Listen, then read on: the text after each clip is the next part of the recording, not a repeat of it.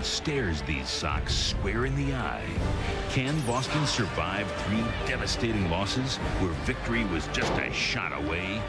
In this game of inches, the postseason promised land called the Fall Classic now stands miles away from this storied wall. Last night, the defending champion New York Yankees used a little divine intervention on their way to victory. And when Darryl delivered high and deep into the Fenway night, a wild time was well underway. This could turn into a nasty situation here in a hurry. So the ugliness continues here at Fenway. Nomar Garciaparra, Derek Jeter, the New York Yankees, the Boston Red Sox, and the Babe and his curse. Game 5 is next on Fox. This ancient edifice has seen many things, but till last night it had never seen a postseason near riot. The ugly undertones of the Red Sox-Yankees rivalry have been quiet. Now there is a lot of hope for sanity, but a lot more security. Ironically, the Yankee starter is Orlando Hernandez, who has pitched before in this environment of violence threatened back in his native Cuba. As to the game, the Red Sox insist their bags are packed ready to go for Game 6 at Yankee Stadium. Good evening from war-torn Fenway Park, Boston. It's Game 5 of the American League Championship Series. The New York Yankees and the Boston Red Sox, with Joe Buck, Tim McCarver, and Bob Brenly standing by for the play-by-play. And alongside Steve Lyons, I'm Keith Olbermann. And not to make light of what happened here last night, but there have been comical elements. Local commentators insisting umpires are deliberately blowing calls to avenge the acceptance of the resignation of 22 veteran umps, even though it's these AL arbiters who lead the dissident faction against the union. And on the trolley on the way over, one man insisted to me last night was started by, quote, rowdy New Yorkers, unquote. Steve Lyons, what about last night? What about tonight? Well, see, it just goes to prove to all of us that the stupidest things you hear are not the things that I'm the one saying all the time. Bottom line is the umpires have had some tough calls out there, and most of those calls have gone against the Red Sox. But I always go back to what my dad told me when I was 11 years old. If you want to blame an umpire for your loss, then you become a loser. As Brett Saberhagen said to us last night after the game, exactly the same thing. The year Fenway opened, it opened with controversy. Game 2 of the 1912 World Series called because of darkness, tied at 6-6. The Red Sox fan club, the Royal Rutas, stampeded off the field by police on horseback. This stadium has seen a lot. This sport has seen a lot. If we are lucky, what we saw last night was the worst. Obviously, he tries to avoid the tag. It's clear that Knobloch didn't tag him. The call led to the explosion and unleashed the projectiles. It was worse than the unprovoked assault on Houston's Bill Spires in Milwaukee this season. Worse than the shower of debris on Pete Rose after his fistfight with Bud Harrelson in the 1973 NLCS at Shea Stadium. Worse even than the century's benchmark for a near riot. Ducky Medwick of the Cardinals pelted with rotten vegetables and garbage in Game 7 of the 1934 World Series at Detroit. For beyond the obvious, second and third potential riots loomed. The Yankees' reaction might have caused one. Their manager was getting my vote for manager of the year. He really invoked it tonight. He incited it, I should say. And the third and most terrifying possibility, a Fenway Park security supervisor, having already bullied and threatened reporters and thrown this one off the field, swore at the Yankee players while demanding they stay in the dugout. There were heroes, uniformed Fenway Park peace officers, who soberly ejected or quieted the guilty fans. 3 more umpires, Al Clark, who ordered the players off the field, Tim McClellan, trying to explain at least to the TV audience Tim Sheeta's decision, and Sheeta himself, the second arbiter in this series to try to forestall further damage by honorably admitting a mistake. An ump again helping to reclaim much of the respect his profession had lost. And finally, Bernie Williams. We may never know exactly what he prevented. And I don't know, Steve, how many votes Bernie gets for AL MVP, but he'll get at least one for the 1999 Nobel Peace Prize. Could have been much worse last night. There were a lot of people that lent a hand to stopping the violence and the ugliness that was going on. None such, as far as the umpires are concerned, give them credit for stopping things and controlling the situation. After it got out of hand, they put the Yankees off the field. They got him back on and restored order very, very quickly. All right, coming up, Steve will analyze how the Red Sox got themselves down 3-1. We'll look at the starting pitchers, Kent Mercker and Orlando Hernandez. El Duque stand by in the moments before Game 5 of the ALCS.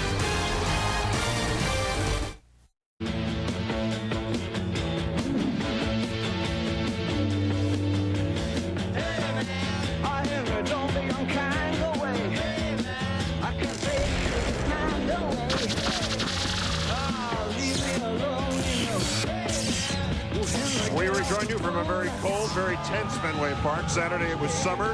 Yesterday it was fall. Tonight it is winter. 32 degrees with the wind chill. Hopefully not a winter of our discontent. The Red Sox discontented, Steve Lyons, because a lot of plays they should have made to win last night, they never made. Yeah, a lot of people thought that game fell apart at the end, but a lot of people might point to it fell apart a lot earlier than that. Maybe on the ball that was hit off the left field wall for a double. You see Jose Offerman early in the game trying to score on this play. We should make a new rule in baseball. Never make the first or third out at third base, and never try to score when Nomar is your next hitter. It would have been second and third with just one out. They probably would have walked Nomar to load the bases. I take my chances. Then bad defense for the Red Sox again. Nomar, another error. Stanley didn't jump too high to get that ball. And then how many people were reminded of Bill Buckner when they saw that play by Brett Saberhagen? More runs scoring for the Yankees. Then a critical play right here. Knobloch clearly missed the play. Take it out again. The Yankees might have had an argument that Offerman was out of the baseline as well. Once again, another call going against the Red Sox. However, they were behind in that game 3-2 at the time. More bad defense. Offerman with the low throw to Nomar. Can't come up with it. More Yankee runs scoring. The problem for everybody around the Red Sox right now, the people are talking about the Red Sox have been hurt by the umpiring. Yes, they have been, but they've also been hurt by bad timing. They do not drive in the runs when they should. They are not, and also the Yankees bullpen is shutting them down, and they've made a ton of errors. 8 errors that ties the league championship record, and we're not finished yet. And the greetings from the Red Sox faithful have already begun if you heard them in the background. All right, Joe, Tim, and Bob are next from the booth. For Steve Lyons, I'm Keith Olbermann. You watch Merker and Martinez and all the rest. We'll join you throughout from where the action may really be, the dugouts. The Yankees clinched it tonight. We'll see you from the party. But now after this break, please let us take you out to the ball game.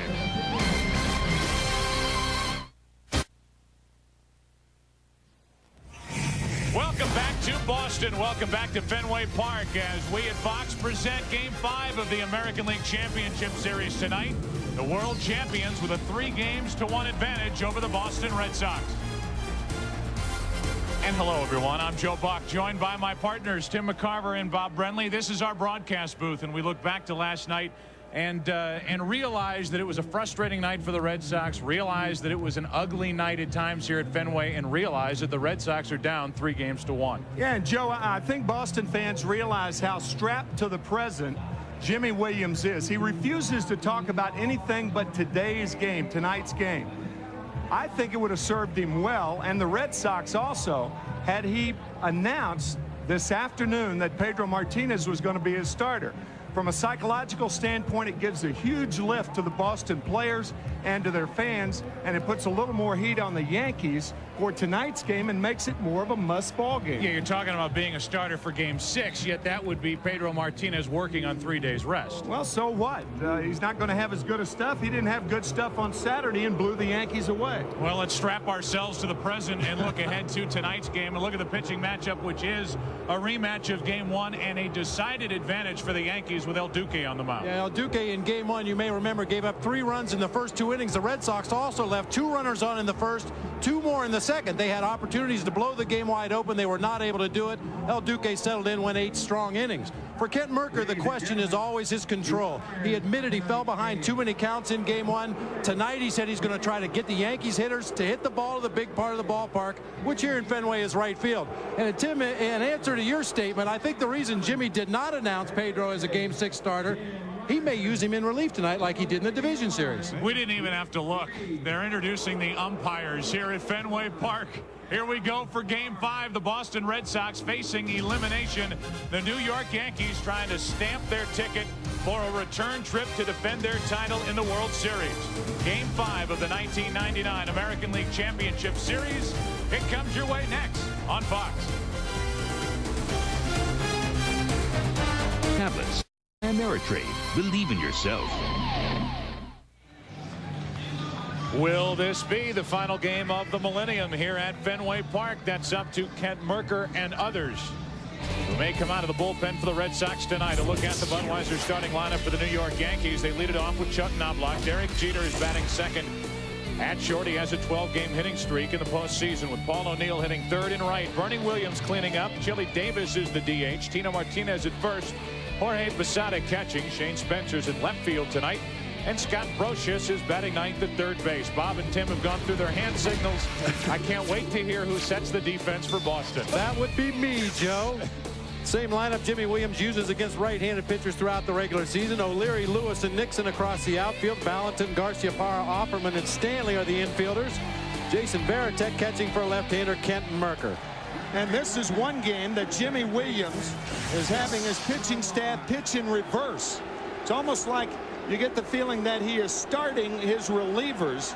And as you said, Bob, a chance to have their best starter, perhaps, pitch in the later innings. Jug Knobloch in this postseason is hitting only .244 out of 13 in this ALCS.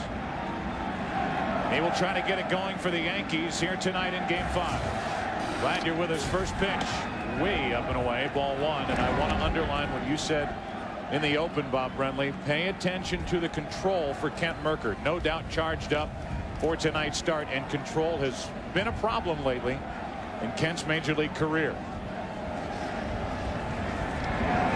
2-0. This broadcast also available in Spanish by utilizing the SAP button on your television. Knobloch, Jeter, and O'Neill.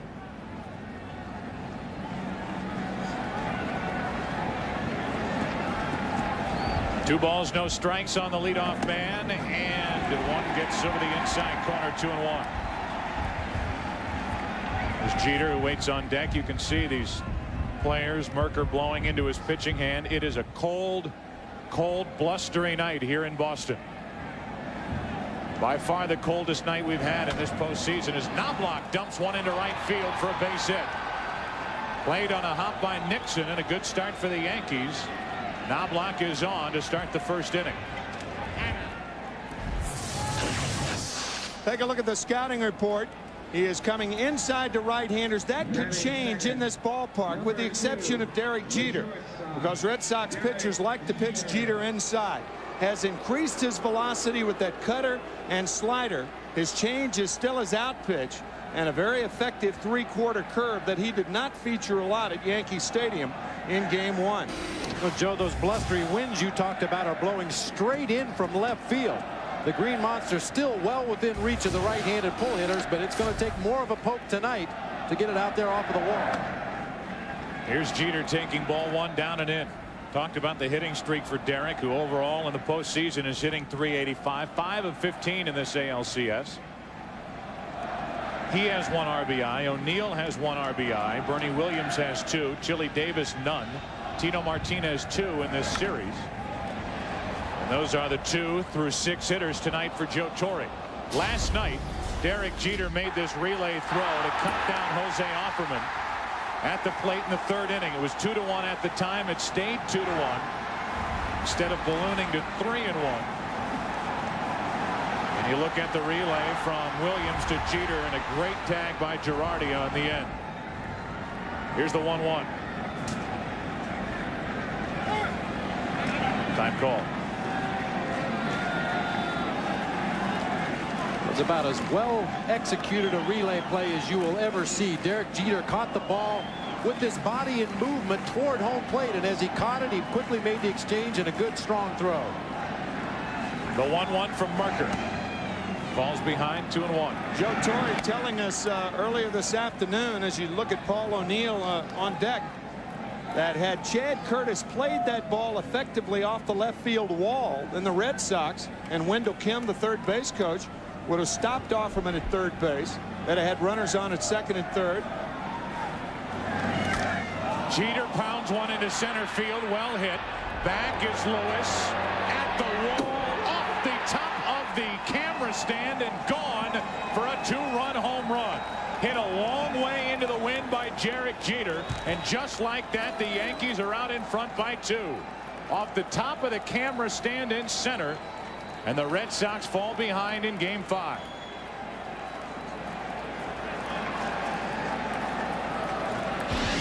I thought it was very important for the Red Sox to get on top early tonight, try to regain some momentum, but Derek Jeter has taken care of that. Right under the flag that is blowing toward the right field foul line.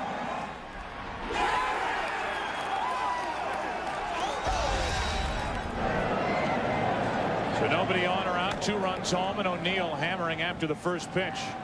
Strike 1. Bob, that's a problem in trying to jam Derek Jeter. If you don't get it all the way in there, he can kill you.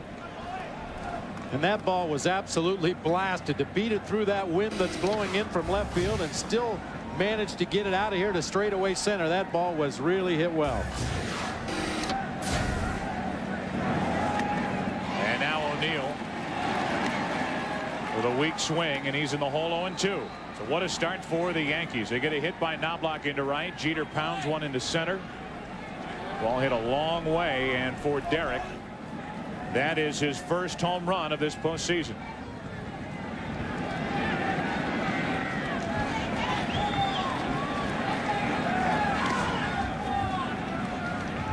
O'Neill takes a ball in the dirt, 1-2.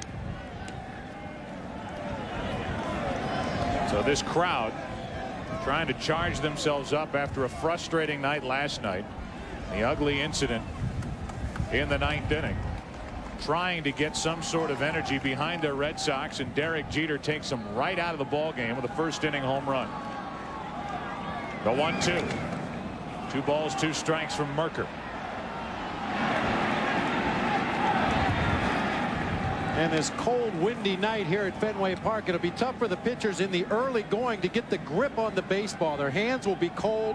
The balls will feel very slippery. See that wind blowing straight in?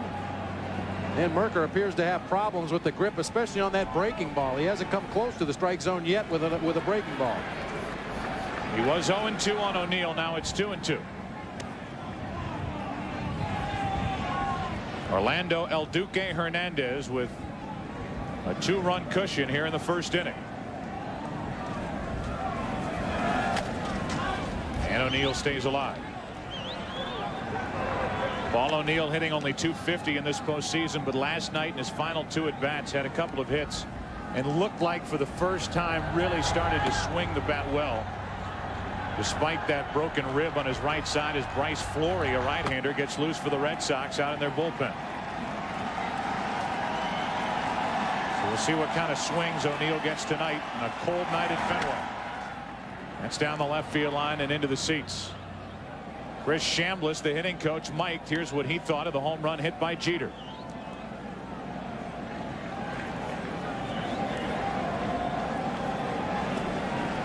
Have it for you in just 1 second. After a single, a home run. Nobody out. 2 balls, 2 strikes. O'Neill waiting, and a foul left side. That ball will get out of play, and here is Chris Chambliss and his thoughts on the home run. Oh, baby. That win. Got the win. Oh, baby. Woo. Last night it was yes, baby, and tonight it's oh, baby. And he, like everybody else, maybe the one exception in this ballpark, Derek Jeter, thinking that the wind might grab that and knock it down. It didn't. And now, as the count was 0-2 on O'Neill, it's full at 3 balls, 2 strikes.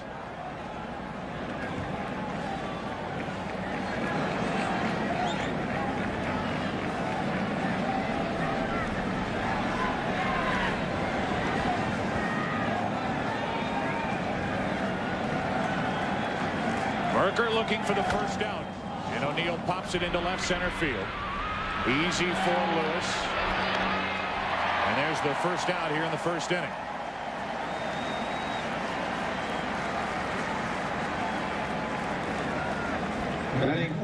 So 1 down, and the cleanup hitter Bernie Williams will stand in. Bernie Williams, who this postseason is hitting .333, 5 hits this ALCS, 1 home run. Switch hitting cleanup hitter for Joe Torre. 1 out, nobody on here in the first inning. 2 runs home for the Yankees, and ball 1 on a changeup. Well, if indeed Ken Merker is going to try to get the Yankees to hit the ball to right center and right field, defensively they are not playing that way. Darren Lewis is shading over into the gap in left center a little bit. A huge alley in right center field for the Yankee hitters. It's a good fastball from Merker. 1 ball, 1 strike. The New York Yankees, who have won 35 American League pennants, finished off the San Diego Padres 4 in a row last year for their 24th World Championship. Williams fouls it back, and he's in the hole 1-2, trying to get back to the World Series to face either the Atlanta Braves or the New York Mets.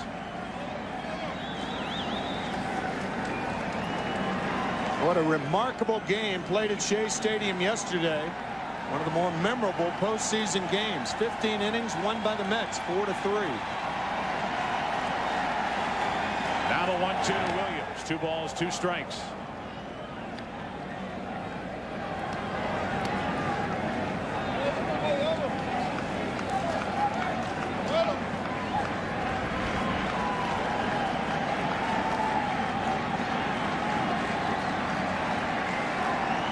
O'Neill fly to center, and Williams strikes out on a changeup.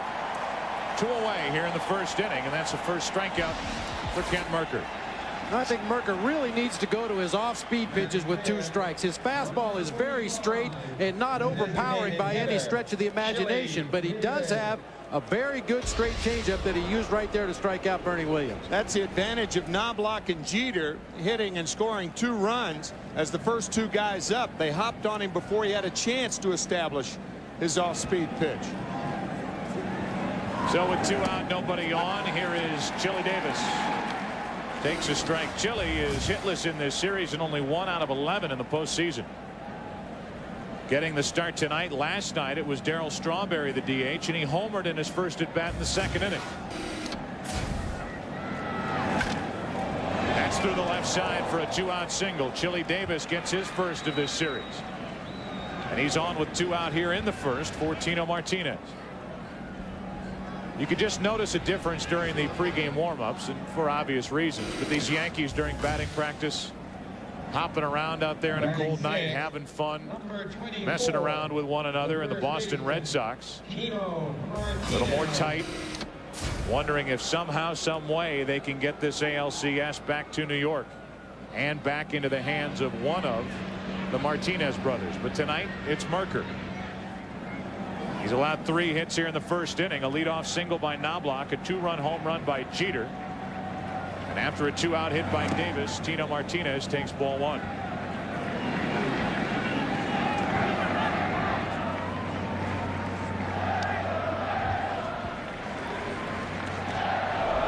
Oh.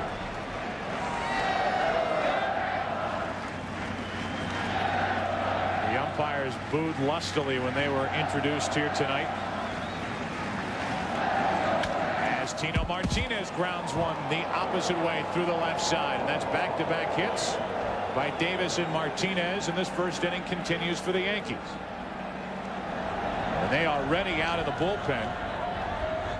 The switch hitting Posada coming up. Jimmy Williams might make a pitching change right away with 2 outs in the first inning. Well, you just do not have the luxury facing elimination to allow a starting pitcher to settle in out there on the mound. Mercker is obviously struggling with his control when he does throw a strike. They've been very fat pitches, and the Yankee hitters have been jumping all over him. Get the bullpen ready tonight for the Red Sox. Jorge Posada batted over 300 this year from the right side of the plate. Jimmy Williams electing to leave the left-hander in there, but Posada's strong side is right side. Kent Mercker, we talked to him before this start on what adjustments he would make coming off that start in game 1. I think I need to get ahead a little better. I wasn't falling behind a lot, but too much. I mean, this is a patient club. They're all professional hitters, and anytime, it's not to say they're taking a strike, but I think a lot of them are patient enough they're willing to take a strike, and if you go 1-0, it just works into their hand a little better. Ken has fallen behind 5 of the first 6 Yankee hitters.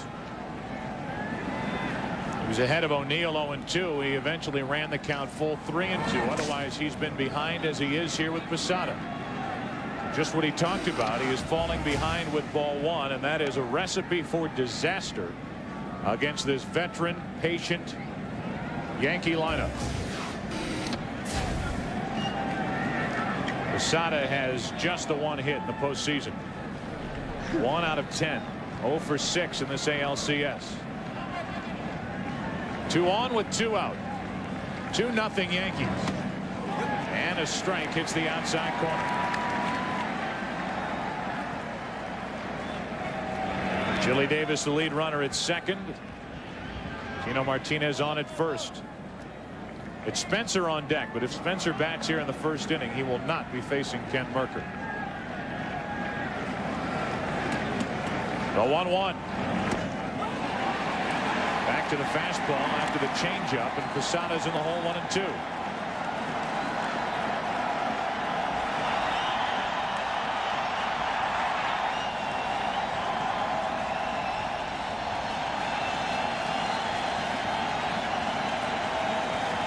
Pitch number 30 here in the first inning, coming from Mercker.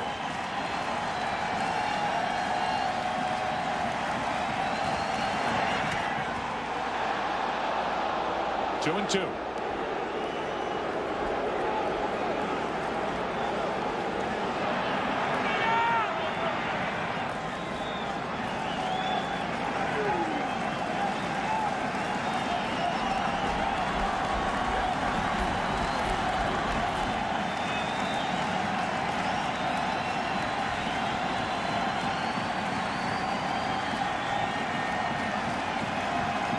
Two on, 2 out. 2-0 Yankees. The 2-2 pitch. A full count, and the runners will go.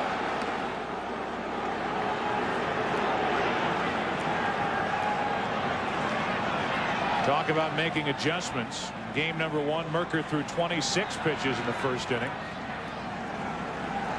They'll be up over 30 in the first inning tonight, and this crowd at Fenway just pleading with Mercker to keep the Red Sox in the game here in the first inning. Runners go. Posada strikes out. And the inning is over. He did go to the changeup with 2 strikes. And Posada is finished, and so are the Yankees. This game starts with a bang for New York. 2 runs in the first inning, game 5, and they lead 2-0.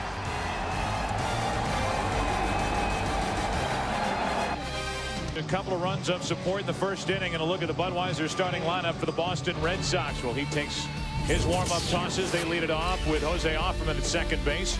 John Valentin batting second at third. He's hitting well for the Red Sox this postseason with 4 home runs in the 9 games he's played. Jason Varitek is hitting third, the catcher. Nomar Garciaparra cleans up. Troy O'Leary's in left field with Mike Stanley at first. Brian Dahlbach, the DH. Darren Lewis is in center, and Trot Nixon, the rookie, is in right field. Defensively for the Yankees, the outfield finds Shane Spencer, Bernie Williams, Paul O'Neill in right field, Scott Brocious at third, Derek Jeter and Chuck Knobloch around second. Tino Martinez, a fine fielding first baseman. Jorge Posada's had problems behind the plate this year with 12 pass balls, but a rocket for an arm, and the high-kicking El Duque on the mound. You see his numbers during the regular season and during his career. In the postseason, he has been outstanding. An ERA of under 1 when 8 strong innings in game 1, gave up only 2 earned runs and no decision in that ball game. That big high leg kick, he hides the ball from the hitters very well. He'll feature a 4-seam fastball, big curve ball. He throws a lot of flies, and as we mentioned in his last start, any pitch at any arm angle in any count. Very much like Joe Torre said, David Cone with better arm strength. To be more specific about Hernandez, in his 4 postseason starts prior to tonight, 30 innings pitched, 3 earned runs, 21 strikeouts, and only 18 hits allowed. A no decision in game 1, an eventual Yankee victory in 10 innings as he misses high with ball 1 to Jose Offerman. This is what Boston hitters will be facing all night from the windup, that high leg kick, and that's why he hides the ball so well. He does not use that high leg kick from the stretch. 1 ball, 1 strike on Offerman. Valentin and Varitek will follow for Boston.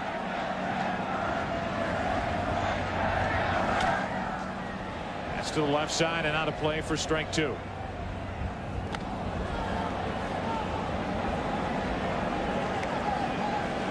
Start to look at Lowest career ERA in the postseason, a minimum of 30 innings pitched.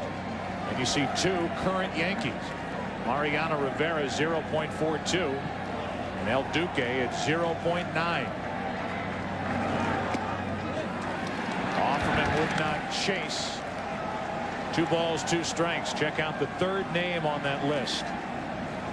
Babe Ruth, who won 2 games for the Red Sox while on the mound in that 1918 World Series that we keep talking and talking about. A base hit for Offerman to start the bottom of the 1st.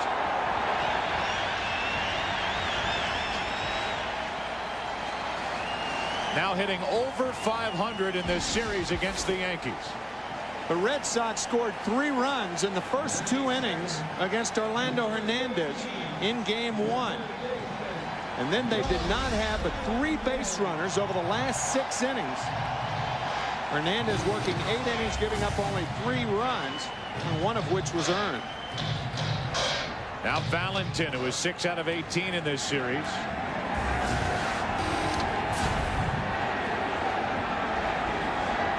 Facing Hernandez. Popping one up right side. We'll see where the wind takes that. By the Red Sox dugout, not a play. Strike 1. You may remember in our scouting report we said that Orlando Hernandez was a fly ball pitcher. Well, there's no need to hit and run against a fly ball pitcher. It was one of the essential elements of hitting and running against a pitcher is a guy who keeps the ball down. You want ground balls, line drives, and ground balls. He doesn't throw that many ground balls.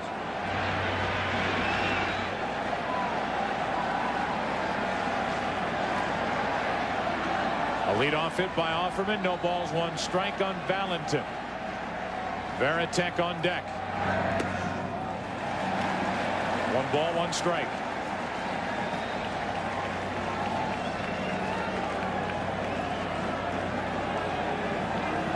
Valentin has come up with 1 big hit after another in this postseason for the Red Sox. One of the heroes in the division series against Cleveland.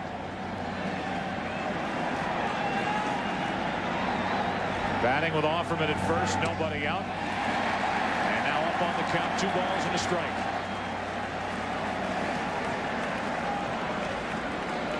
Valentin, a very good high fastball hitter. He tomahawked a high fastball against Roger Clemens the other day into the net in left center field. We asked Joe Torre about how El Duque might respond with this cold weather. He said, well, we'll wait and see. Runner goes as Valentin gets a base hit to center, and Offerman will head to 3rd. 1st and 3rd with nobody out for the Red Sox.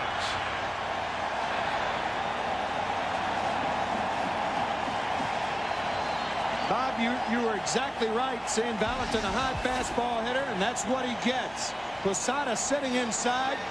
A bell-tied fastball over the middle of the plate, scorched to center field.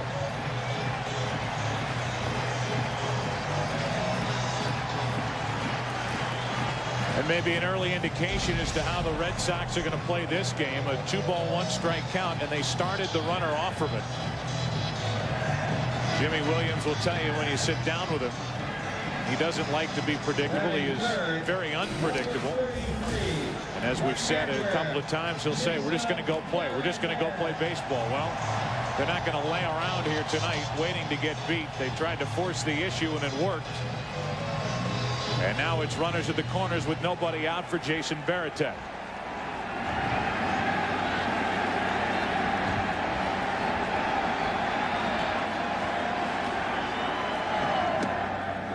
And a strike from El Duque. Well, this Red Sox team offensively has very little speed, with the exception of Offerman at the top of the order and Lewis in the 8th spot.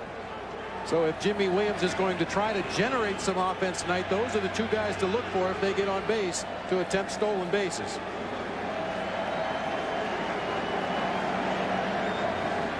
The 0-1.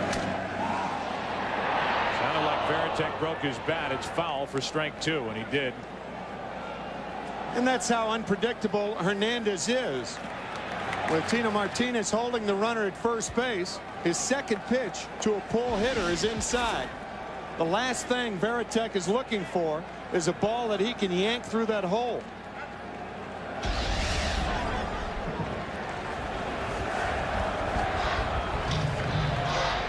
As we did in Game 5 of the division series, we will no doubt track the location of Pedro Martinez as we work our way through this Game 5 in the ALCS.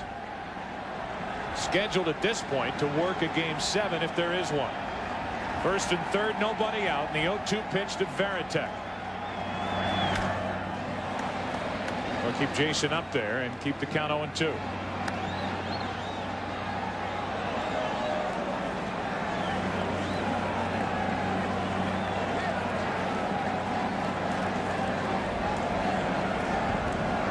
Garciaparra will be next for Boston.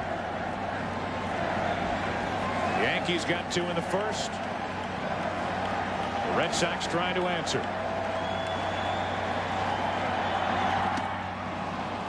A big strikeout for Hernandez as he takes care of Veritek, 1 away. Back inside to Veritek. Look at Posada sitting inside, and the Hernandez fastball on the inside edge eats Veritek up. And when you see a hitter lose his back foot, like Veritek did right there, kind of had to pull the left foot back a little further to try to get to that inside pitch. That means a guy has made a darn good pitch. And after the Yankees all-star and drawing card shortstop went deep in the top of the first inning, Nomar Garciaparra bats. The Red Sox answer to Derek Jeter here in the bottom of the first. 2 on, 1 out. Ball 1 from Hernandez.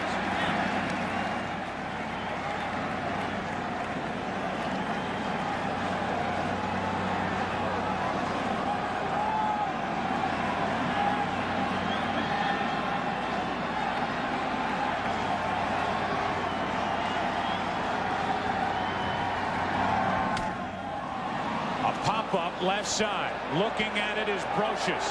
In front of the Yankee dugout. 2 gone. Hernandez dropped down sidearm, and Garciaparra popped it up. First and third, 2 out now. Remember in Game 5 of the division series, Pedro Martinez wearing cleats on the bench as he is tonight. He came in and pitched 6 innings of no-hit relief in that clinching Game 5 of the division series. Once again tonight, wearing his pitching shoes. With that pitching toe, that's reinforced on the right-hander's right foot, of course. Now runners at the corners with 2 out. And it's up to Troy O'Leary to turn this what looked like exciting inning for the Red Sox into something productive. And after the mound goes Jorge Posada. It is said that clothes make the man. I guess shoes make the pitcher, as far as Pedro's concerned. Entering this game, see the Red Sox about 100 points better with a batting average in this series, but a lot of these numbers inflated because of that 13-1 victory in Game 3. First and third, 2 out, and a strike is into O'Leary.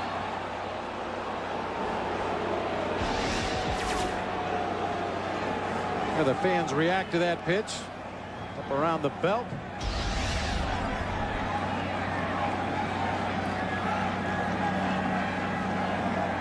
O'Leary trying to put the Red Sox on the board, down 2-0, and that's into right field for O'Neill. Wynn gets a hold of it, pushes it near the line, and O'Neill puts it away to end the inning. Orlando Hernandez into and out of trouble. First and third, nobody out. Red Sox do not score and trail 2-0 after 1. Then Brocious, then Knobloch for New York, up 2. And Spencer pops it up behind short. Garciaparra there for the Red Sox. 1 pitch, 1 out. Here in the second inning for the Yankees. We've been showing you a lot of Fenway Park, ballpark that's been here since 1912. And this is an animation of what they hope to be a new Fenway Park here in Boston. They were originally shooting for an opening day date in the year 2003, but that is looking less and less likely as they have a lot of question marks surrounding the funding for it, as Brocious tries to bunt his way on, and Valentin just took a hit away from the Yankee third baseman. 2 up, 2 down.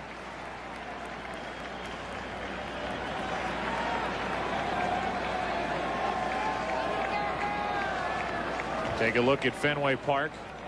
They would leave that green monster, the wall, standing out there in left field and then incorporate it into a shopping area around here. Move home plate over to a new ballpark, but all of that up in the air while people continue to enjoy baseball in historic Fenway Park. 88th year of baseball in this stadium. Knobloch with 2 out, nobody on, takes a strike.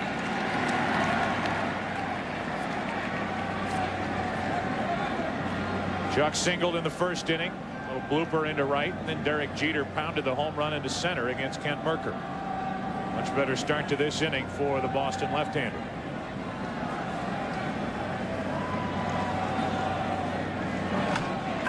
Off the end of the bat to the right side for Stanley, and the flip for the out. Much more economical inning for Kent Mercker. A 1-2-3 frame. Bottom of the second inning. The Red Sox will send in Stanley, Daubach, Lewis down 2-0. On a cold night at Fenway, a 2-0 Yankee lead. Number 24. And Mike Stanley, the former Yankee, will lead it off. It'll be Stanley, Daubach, and Darren Lewis for the Red Sox, who trailed 3-1 and 2-0 here in Game 5. Queen is here. The world is that. Long live the Queen. First pitch to Stanley. It's over the inside corner. A good fastball from Hernandez. Strike 1. Stanley at 281 during the regular season, had 19 home runs, came on late, really finished strong. Having a good postseason as he takes it inside. 1 ball, 1 strike.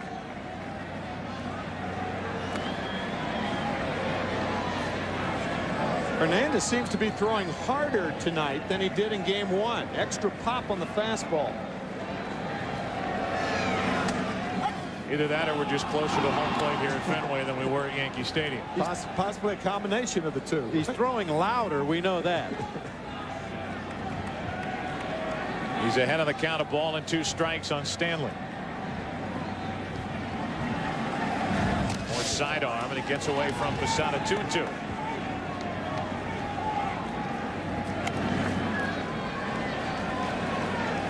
This Red Sox crowd just waiting for a chance to erupt. Thought they might have a chance in the first inning. Back-to-back hits to start. First and third, nobody out, but Hernandez got out of trouble, and now after being up on the count 1-2, it's full on Stanley. Joe Torre telling us that Hernandez with an uncanny knack of when to add a little bit, when to take a little bit off. The 3-2 to Mike Stanley. Do it again. It's a danger zone for Mike Stanley, a very good low ball hitter as opposed to John Valentin, a high fastball hitter. Mike Stanley likes that ball down around the knees or even lower. That's his happy zone. That's where he likes the ball, and he just missed that one. Leadoff walk. We talked in our scouting report about how El Duque is a high ball pitcher.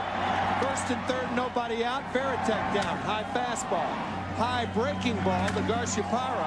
High fastball to Troy O'Leary. Out of the inning. I think a big key for the Red Sox offensively in this ball game will be the performance of their left-handed hitters against El Duque. The left-handers were 5 for 17 against him in Game 1. Unfortunately for the Red Sox, the right-handers only 2 for 14. And that follows the pattern of the regular season for the Yankees right-hander. A lefty now, and it's Daubach. He takes a strike over the outside corner.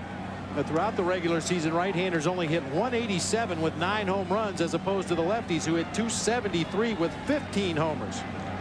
One of those by Brian Daubach.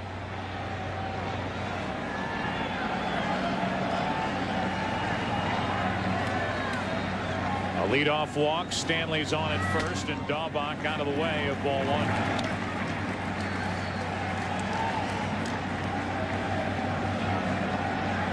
Darren Lewis next, and then Trot Nixon.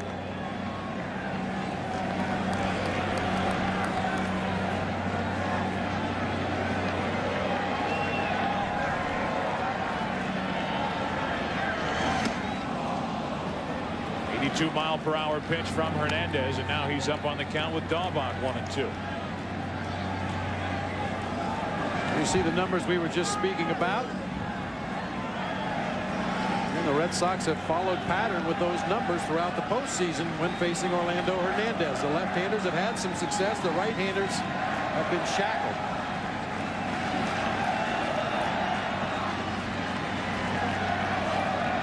A 1-2 pitch. That's backing out of play.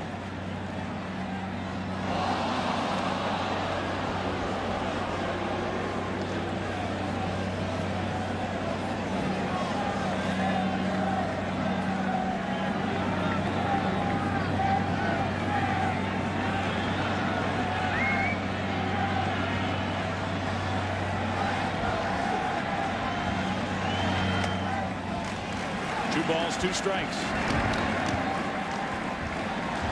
You look back to the ALCS of 1986.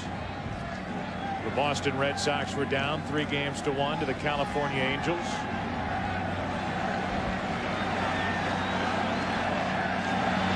As Daubach strikes out, and that's 2 strikeouts for Hernandez. 1 on, 1 out here in the 2nd inning. And if you can remember the home run hit by Dave Henderson while we watched the strikeout the part of Daubach. A 2-2 pitch off Donnie Moore, a 2-run home run. In the 9th inning, later a sacrifice fly in the 11th inning to give the Red Sox the victory. They won the next 2 games, only to set up the ultimate frustration in the 1986 World Series. Jim Rice a part of that. Darren Lewis at the plate. 1 on, 1 out. And the bunt. Brocious, a barehanded pickup. Nice play. 2 out. No third baseman in the American League makes the barehanded pickup better than Scott Brocious. Scott actually had time to glove this ball, make the transfer, and throw him out. He elected to barehand it and had Darren Lewis by about 5 steps. I would imagine Lewis will get credit for a sacrifice, but clearly going for a base hit there. Fine play by Brocious.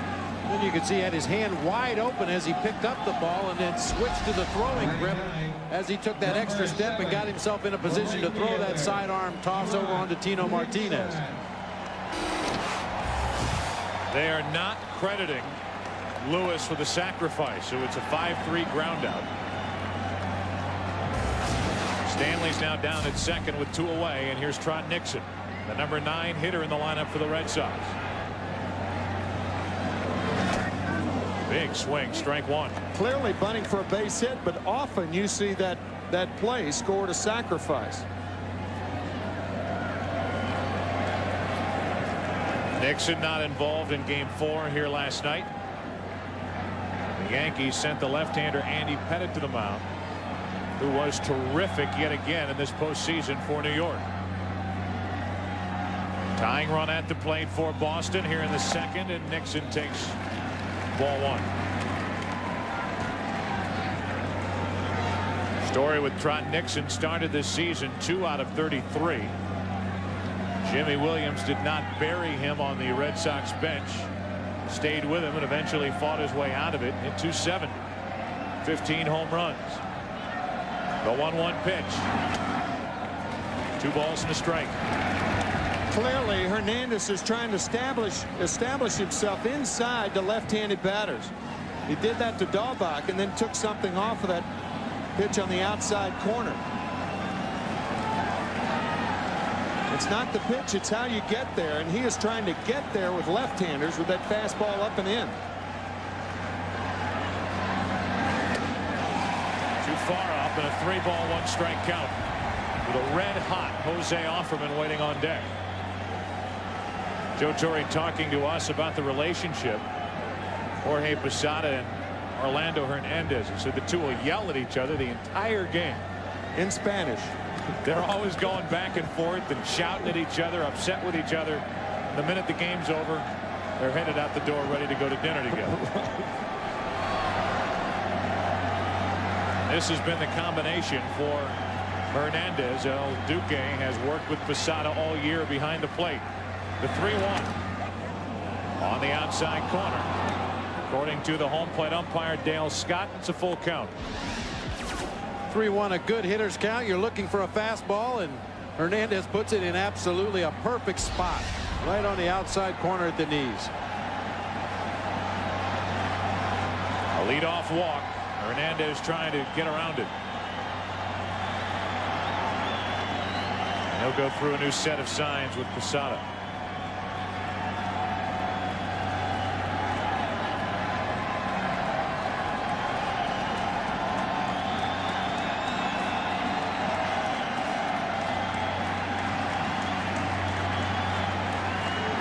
With 3-2.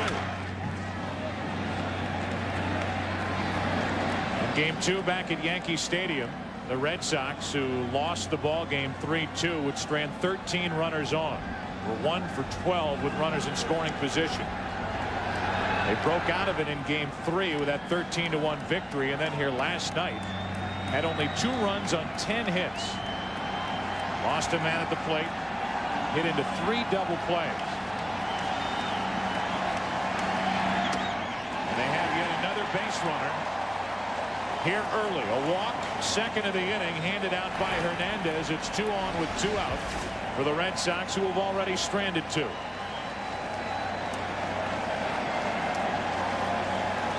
Pretty good pitch, called ball 4. To give Jose Offerman a chance with 2 on, 2 out. Sometimes a catcher can get a pitch for a pitcher. Sometimes a catcher can lose a pitch for a pitcher. I think the way Posada caught that ball made the ball look lower than it really was. Red Sox already 0 for 3 with runners in scoring position as Offerman stands in and takes a strike.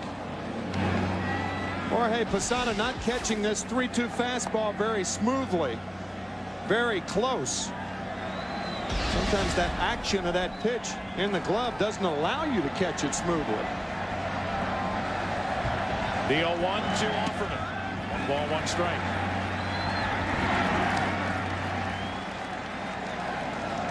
Stanley a leadoff walk. He is at second. After a 2-out walk to Trot Nixon, here's Offerman. 7 out of 11 this postseason. One of the few for the Red Sox coming through with runners in scoring position. Overall, 11 out of 21 at the plate against the Yankees. Couldn't hold up, and now Offerman's in the hole, 1-2.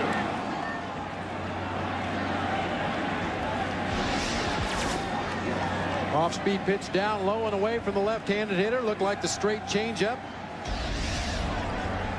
Offerman just couldn't hold that bat back.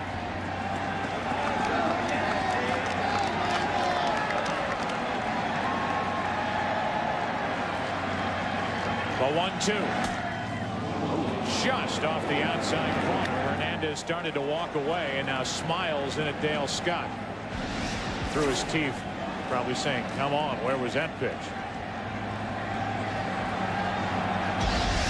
You can see how far on the inside corner Dale Scott is set up. Those pitches on the outside corner, he really just has to guess at whether they catch the corner or not. The 2-2. Offerman strikes out, and the Red Sox are 0 for 4 with runners in scoring position. They've stranded 4 after 2 innings. Trail by 2. Back to Fenway after this from your local Fox station. The category of always be prepared. The Red Sox already have their luggage packed in a truck, ready to go to the airport, ready to go to New York. That was Merker's bag after the first inning. Hope he didn't pack anything fragile in that suitcase. It took a tumble, and Merker gave up 2 in the first inning for a minor stumble with a hit and a home run. 32 pitch first inning, only 4 in the second, so he settled down. It's a 2-0 Yankee lead here in game 5. So the Red Sox are ready to go to New York if necessary. Those are a couple of nasty words in the postseason. You're on the short end in a series, as the Red Sox are down 3-1. Game 6 if necessary. Here's Jeter, who flies one into right. Over near the wall is Dixon, who reaches up. It's a foul ball. Very nearly a home run. Down the right field line and nearly off Pesky's pull down the right side. A combination of the wind and the slice just foul.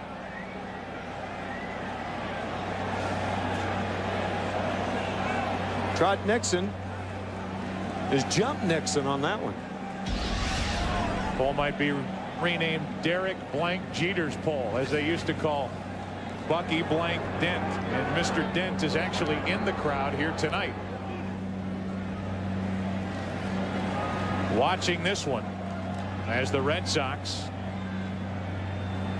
watch Merker bring it home on 0-1, and it's up high. 1 ball, 1 strike. We go back to the first inning. Derek Jeter did that to Ken Merker and the Red Sox. And you can hear that thud. That was the ball hitting the top of the camera stand out in center. As he's out in front here on a changeup and pops it up to the right side. Stanley puts it away, 1 out.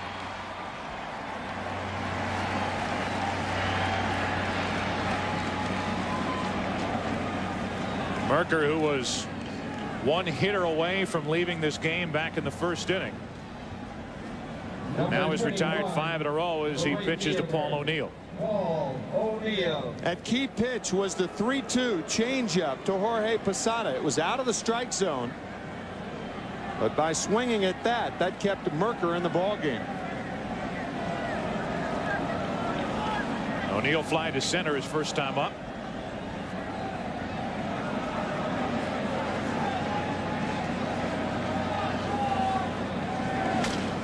Breaks his bat and floats one into center here for a hit. Played on a hop by Lewis. 1 on, 1 out here in the 3rd inning. And I would imagine any hint of trouble whatsoever, and the Red Sox bullpen will get busy again.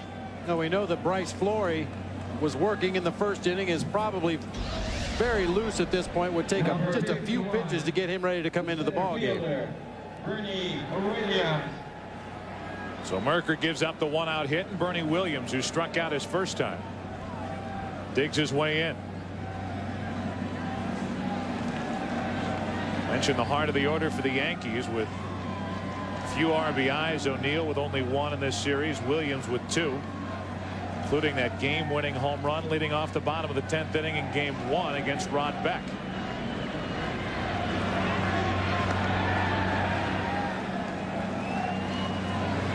Runner at first, 1 out, and ball 1 to Bernie Williams.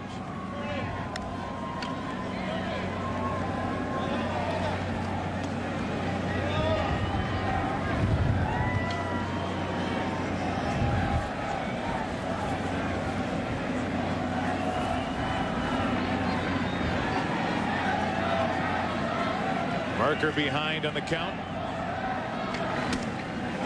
Down the middle with a fastball. 1 ball, 1 strike. We talk about the home run that Bernie Williams hit in Game 1, and now we show it to you. Second pitch. 2 87-mile-per-hour deliveries from the right-hander, and the second one left the park. And that's the way Game 1 came to an end. Now the 1-1 pitch. Strike 2 on Williams.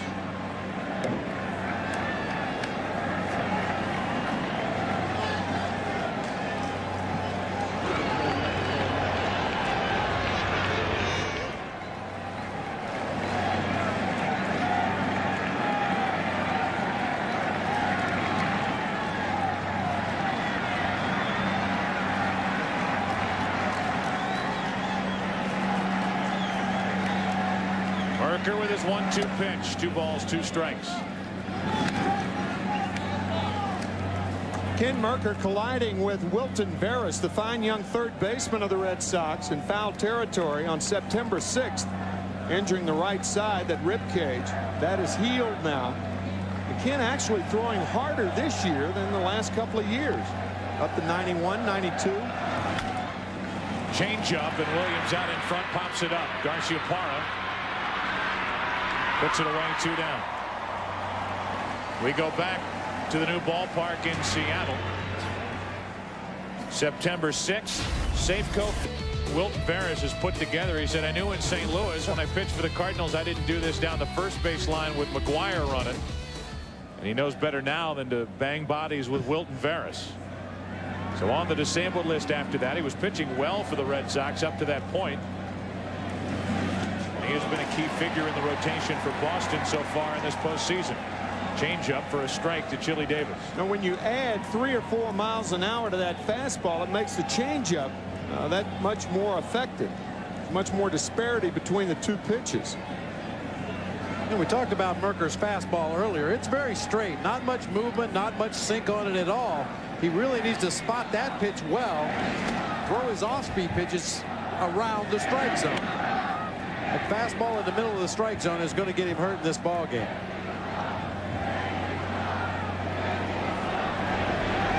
Under the watchful eye of Joe Kerrigan, one of the game's best pitching coaches.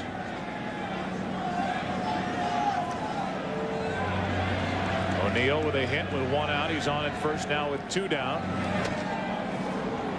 It's 2-1 on Chili Davis.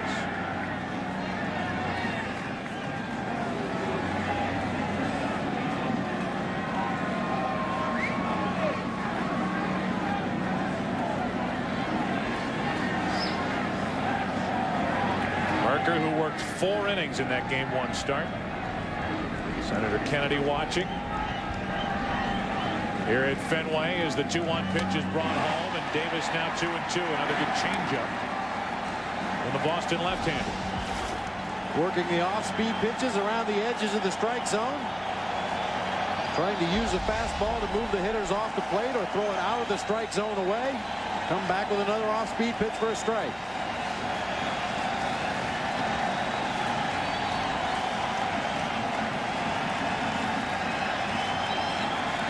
One on, 2 out, 2-0 Yankees. O'Neill is running, and Davis strikes out. Back-to-back changeups, and Merker strikes out his 3rd hitter of the night. A 1-out hit by O'Neill. The Yankees now have stranded 3. Bottom of inning number 3. Red Sox batting, trailing by 2. Fenway Park, we slip into the bottom of the 3rd inning. A 2-0 Yankee lead. In case you didn't know it, this is the American League Championship Series on Fox. And that is Fenway Park. Talked last inning about the designs and the desire for ownership here to move into a new ballpark that would produce more revenue. It's actually something that Tom Yawkey, the longtime owner here, was talking about in the mid-60s. Talking about that in the spring of '67 before that dream season. Put on the shelf, and now it's back alive and well, at least on the part of the Red Sox. A lot of issues yet to be determined. These fans wondering if this is the final game to be played here this millennium, as Hernandez drills the outside corner and Valentin's in the hole 0-2. Valentin, Varitek, and Garciaparra.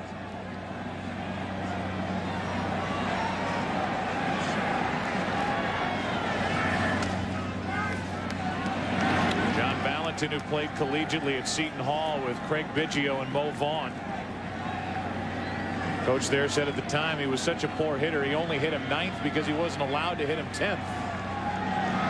And here he is, one of the postseason heroes for the Red Sox, and at the plate now with a 2-ball 2-strike count in Game 5 of the ALCS.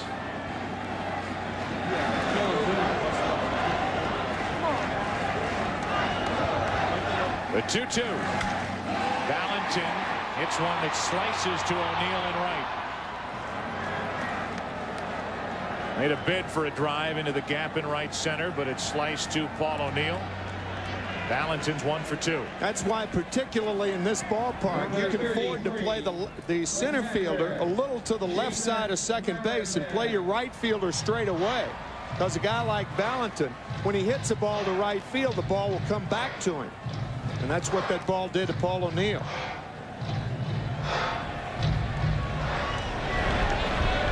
Valentin's had 2 at-bats. He's made good contact both times up. 1 for 2, and Varitek, who started that string of 3 in a row with runners at first and third, nobody out in the first inning by striking out. Took a look at strike 1. Now ball 1. This is a very difficult punt because of its configurations to play the outfield straight away on a consistent basis. Usually the center fielder has to lean to right center, lean to left center. Much more than in cookie cutter ballparks where the dimensions are normal. That's ripped out of here, foul. Count now 1-2 on Varitek. A lot of room in right center and straightaway right field as well as center field. Of course, the green monster in left. The center fielder has to be aware of a carom, as Bernie Williams was last night in the ball game. Hernandez has Varitek set up and strikes out his 4th of the night. Lots been said about the umpiring crew in this ALCS and specifically about last night's game. Here are Nomar Garciaparra's thoughts on this umpiring crew. You know, I've always felt, you know, umpires don't beat you. You know, when you have opportunities, you got to take advantage of those opportunities or whatever to go out there, put the game away. I really don't believe giving them the opportunity to beat you or whatever. So I don't believe they beat you. You know, as a team, you take your losses, and as a team, you take your wins. And now Nomar bats with 2 out, nobody on here in the 3rd inning. Ball 1. There's the man in question from last night, Tim Tushita, the umpire over at first.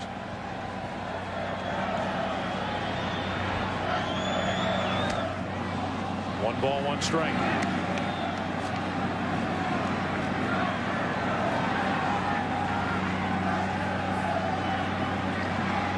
Nomar Garciaparra giving the proper answer to that question. But I think deep down, all of these Red Sox and obviously their fans were deflated by that missed call in the field in the 8th inning here last night, especially with Garciaparra waiting to hit next, as you pointed out. And then the game just totally unraveled in the 9th inning. 2 balls, 2 strikes, and Garciaparra.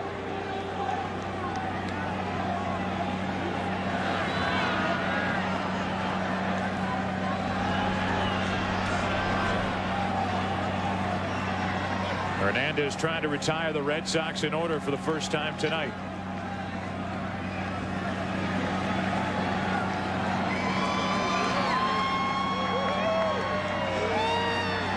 He's done that 4 times this postseason.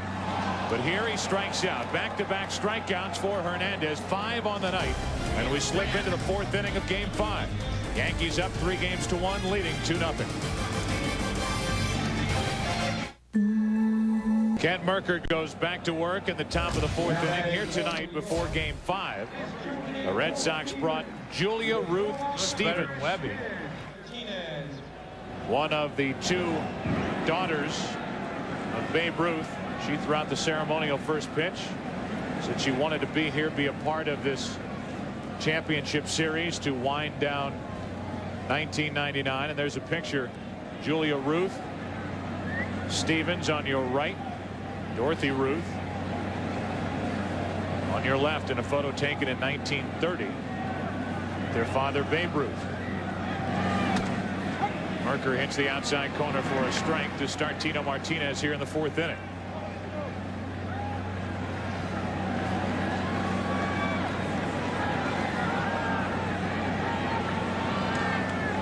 No balls, 1 strike. Martinez singled his first time and now takes a ball. Babe Ruth had been married to his first wife Helen, who died in 1929.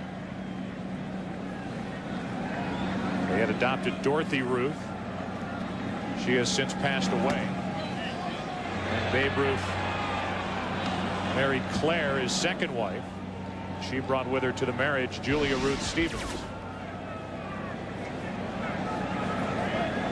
At the age of 82, threw out the ceremonial first pitch, and we hope we'll join Steve Lyons in a moment. 2 balls and a strike, and Tino Martinez now with a count even 2-2.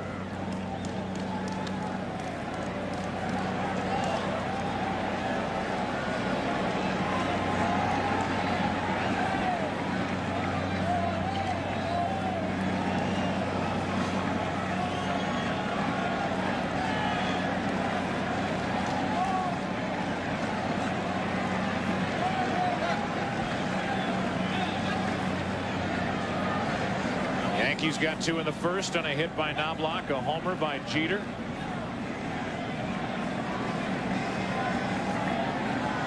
The 2-2 pitch.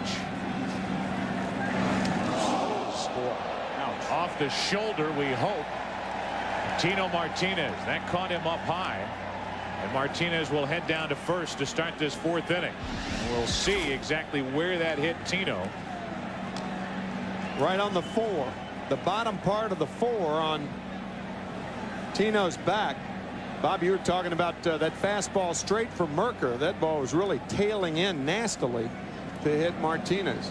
Well, on a cold, windy night here at Fenway Park, that couldn't have felt very good for Tino Martinez.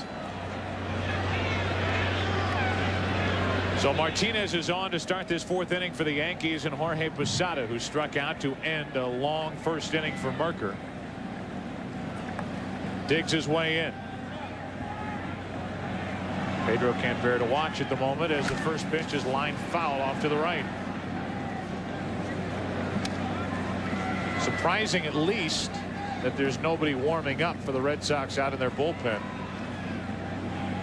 at this moment, at least to me. You would have to figure, as was the case back in the first inning, they still are working with a short leash for Kent Merker.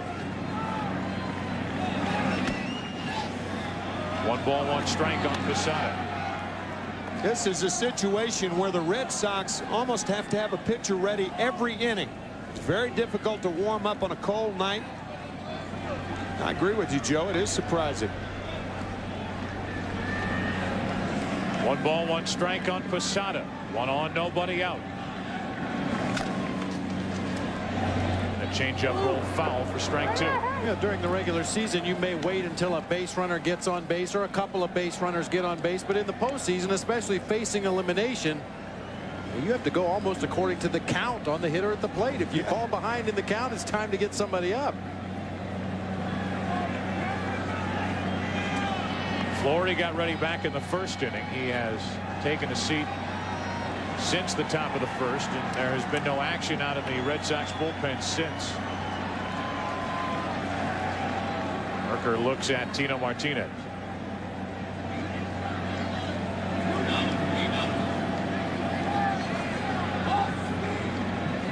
Add to that the fact that you have 2 right-handed batters coming up, Spencer and Brocious, to finish out the lineup for the Yankees. And then back to the top of the order, 2 more right-handers. Here's the 1-2 to Posada. It's popped up right side, slicing down into the corner and out of play. Still 1-2.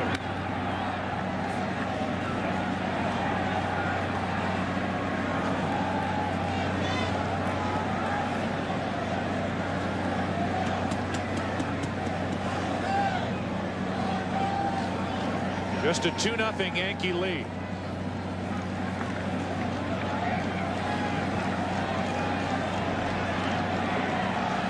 Sure, for the Red Sox and their fans, it feels like more than just a 2-0 lead here in Game 5. 2 balls, 2 strikes from Merker. You can see Tino Martinez as he took his lead off first base, pulling that right shoulder around, trying to stretch that muscle in his upper back where he was hit by the pitch. He knows what that feels like when he got drilled by Armando Benitez last year while Benitez was with the Orioles. Now Benitez such a big part of the Mets bullpen. For Bobby Valentine, the 2-2 pitch is low and away. 3 balls, 2 strikes.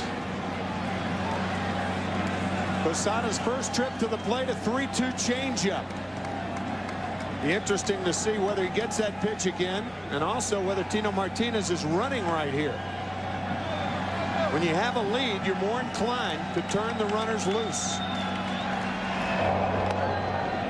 Thinking along those same lines, the Red Sox throw over.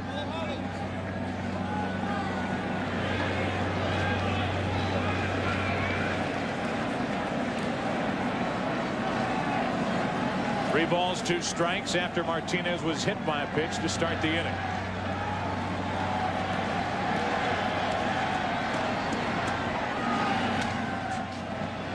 That's foul off to the right side, and the wind will blow that out of play. Looked like another 3-2 changeup. It was. Keep talking about the wind. Take a look at the weather here tonight. Wind chill 26 degrees at Fenway. The wind at 19 miles per hour blowing left to right. Clear and cold is the forecast here in Boston.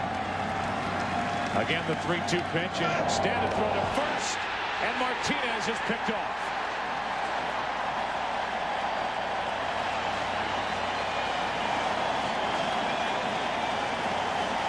You can see the look on Joe Torre's face. You cannot be picked off in that situation, even if you're running. Often the first base coach will say, make sure he's pitching. If you're going, it appeared that Tino was going and picked off by Kent Mercker. Yeah, in a 3-2 count, you just have to rely on the hitter to protect you as a runner. But make sure that guy goes home. Now back to the fastball, and it's fouled back. It's still 3-2 on Posada.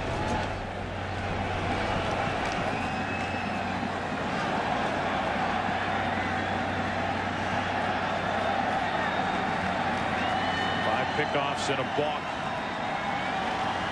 Base Steelers little success against Mercker this season as the 3-2 is outside for a 1-out walk.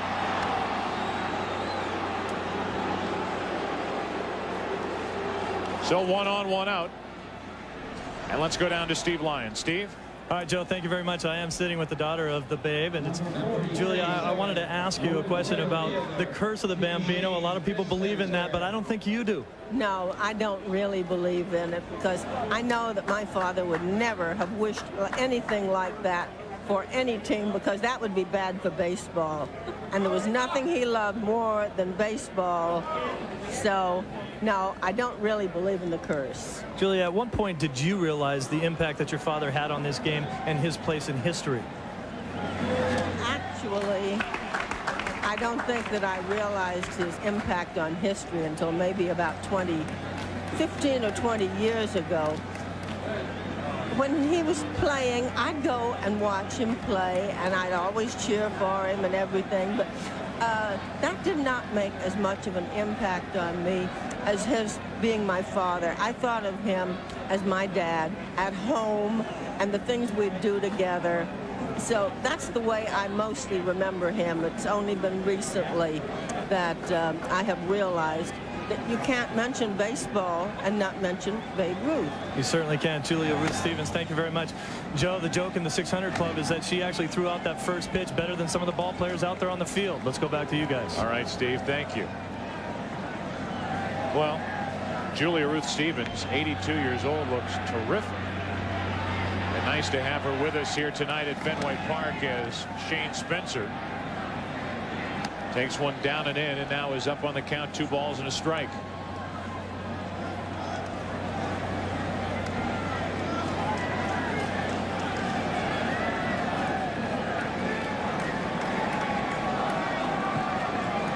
Tino Martinez, who was hit by a pitch to start the inning, was picked off. Then a walk to Posada followed. It's now Mercker keeping an eye on Posada over at first before the 2-1 pitch to Spencer. Hard hit, but foul. Let's go down to Keith Olbermann. Keith? Joe, quick update just on Tino Martinez, who was the subject of concern on the Yankee bench. He's assured assistant trainer Steve Donahue that he's fine, but Donahue was sitting with him since he took that ball in the area just below the neck, really. And they're just double checking, making sure he is coherent. Back to you. All right. Thank you, Keith. The 2-2 pitch, full count. Thoughts of getting hit by a pitch. I'm sure not even on the mind right now of Tino Martinez. Disappointed he was picked off for the first out of this inning. Pitch number 70 will be a 3-2 delivery to Shane Spencer with a runner at first. Posada 1 out. And a line drive into left field. O'Leary right there. 2 down. A loud second out here in the top of the 4th inning. A lot of times hitters will try to adjust to a straight changeup by slowing down the bat. That's when a pitcher knows that he has him. Instead of waiting back and swinging normally, watch the hands and body come forward. And that changeup changed the bat speed of Shane Spencer. Hit it fairly well, but not a lot of punch behind it. Now with 2 out, Brocious takes a strike over the outside corner. The Red Sox in the bottom of this 4th inning will have O'Leary, Stanley, and Daubach. If anybody gets on, the number 8 hitter Lewis. Merker trying to keep it a 2-run game. 1 ball, 1 strike.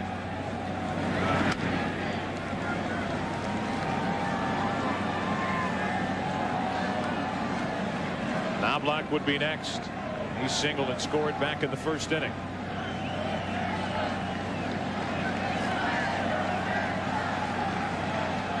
The 1-1 to Brocious. Strike 2.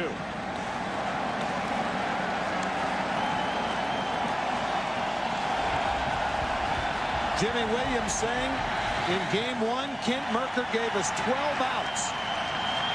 Well, he's given the Red Sox 11 tonight.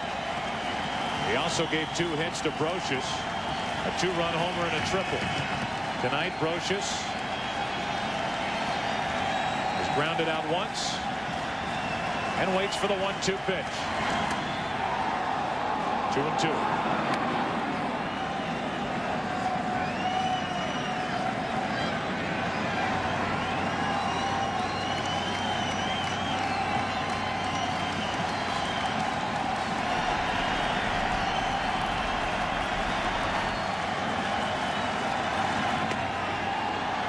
Full count now. The runner at first, Posada, will take off.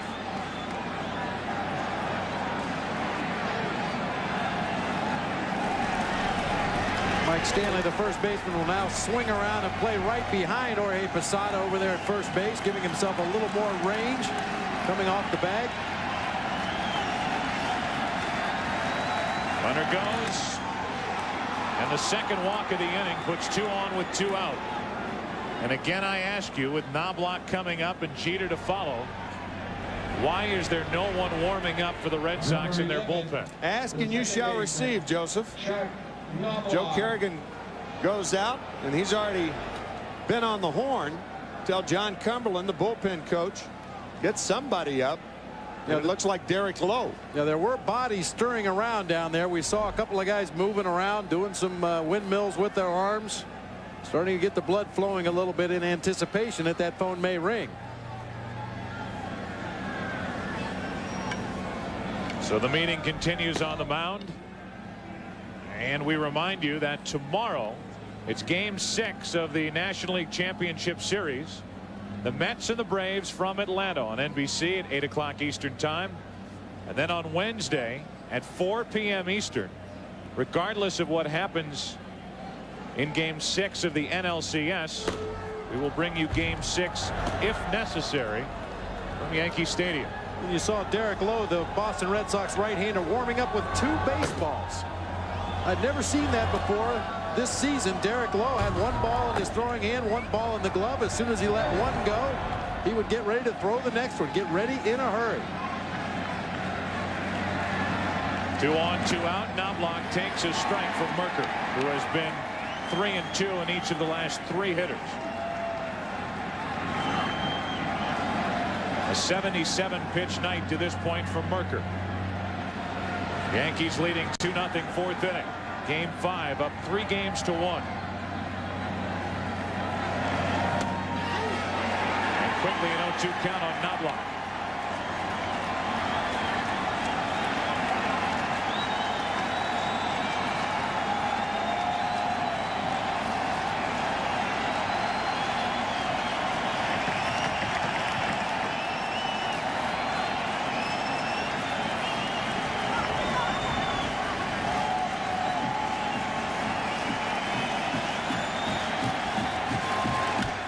To the right side, a base hit. They will bring Posada and now hold him late as the throw comes in. A perfect throw from Nixon. And the bases are loaded with 2 out here in the 4th inning. Willie Randolph waving him around third and then put up the brakes late when Nixon made a strong play out in right. Jason Varitek, the catcher, given the sign by Jimmy Williams in the Boston dugout to go out and talk to Ken Mercker. And Joe, your point really comes to the fore right now, because Derek Jeter is the last pure right-handed hitter before a string of left-handed and switch hitters for the Yankees. So if Derek Lowe's going to be in the ball game, it should be right now. And Derek Lowe is probably ready. He doesn't take very long to get loose down there in that bullpen. Well, they got him up late in the inning. 2 walks and a hit batsman, but he was picked off. And gone is Mercker here in the 4th. Burger King has added a new word to the English language, craveable. 2 balls and a strike from Derek Lowe. Derek against Derek with Jimmy and Joe watching.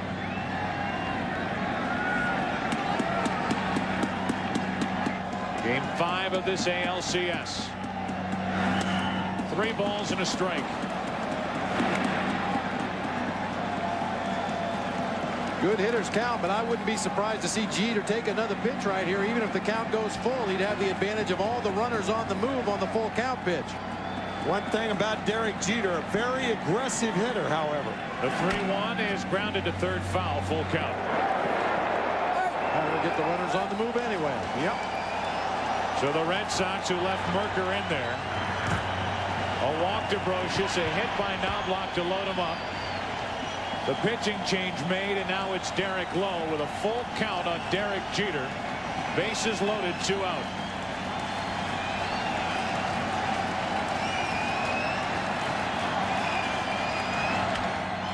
Jammed and a ground ball to third. Valentin steps on in the inning, and the rally over. Derek Lowe out of the bullpen to do the job for the Red Sox, who still trail by 2.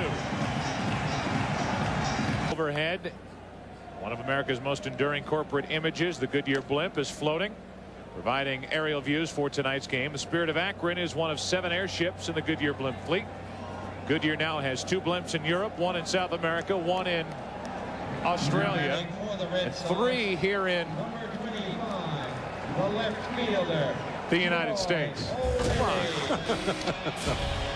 Bottom of the 4th inning, and the Red Sox down by a couple here in Game 5. Will send in O'Leary, Stanley, and Dahlbach. New on our broadcast, a blimp geography quiz. That's right. If I'd have known there was going to be a test, I'd have paid more attention yesterday. You don't even listen to that anymore, do you? First pitch to O'Leary. Missing from Hernandez. Orlando settled down last inning, retired the Red Sox in order. Went through Valentin, Veritek, and Garciaparra. Got into and out of trouble in the first. Got away with 2 walks in the second.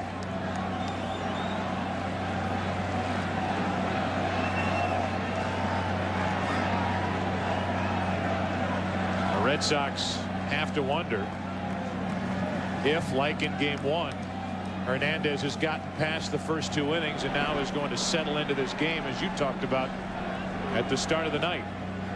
The 1-1 popped up third base side, and Brocious gives it a look. O'Leary is gone, and that is 5 in a row retired by El Duque.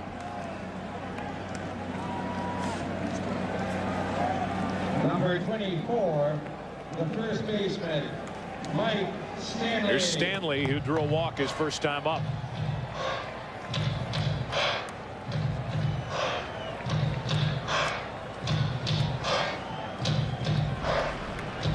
There's Nomar working on that necklace again.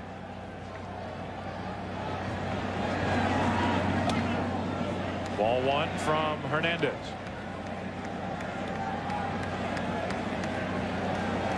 Garciaparra was working on that necklace, I guess, back in Game 1.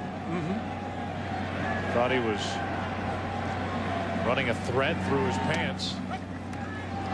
One of the most superstitious guys. Even though the Red Sox lost Game 1 in heartbreaking fashion, is working on that necklace over in the Red Sox dugout. Well, that may be another one of his superstitions. Yeah. The 1-1 pitch.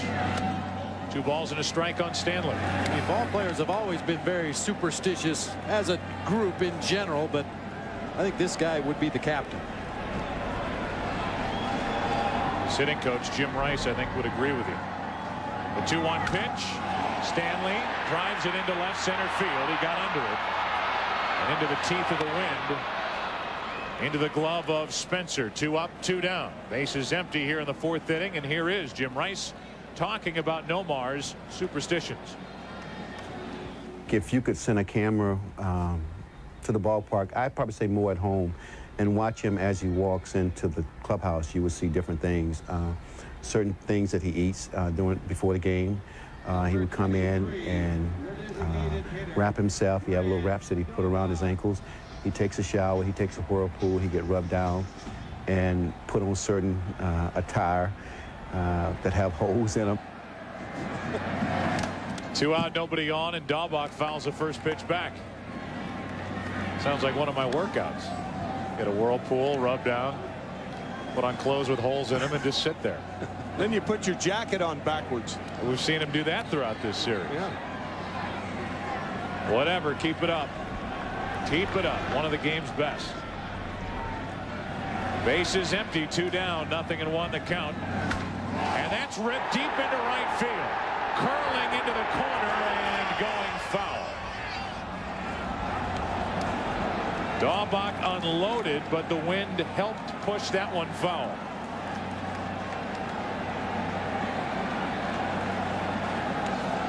We go back to game 3, and Dahlbach drove one down that right side and stayed fair. That was against Arabu. Now, the wind was blowing the other direction in game 3. The wind was blowing out to left field and actually helped keep that home run ball fair. Worked against him tonight. Now he's driven off the plate by a pitch up and in from Hernandez. 1-2.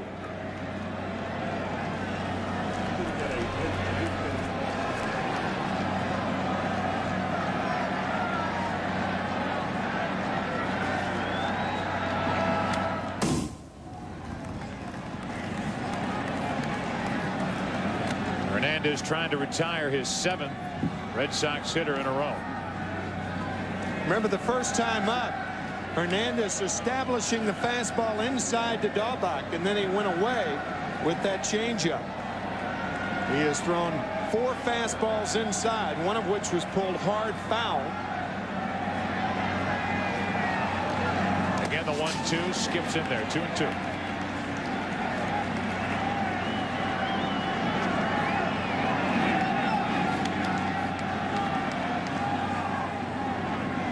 Dahlbach, a good low ball hitter, and like most good low ball hitters, they're better off speed hitters. Low ball hitters, generally speaking, have slower bats than high ball hitters. That reason they wait a lot longer.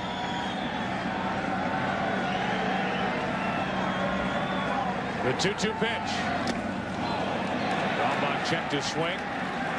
Full count with Darren Lewis next.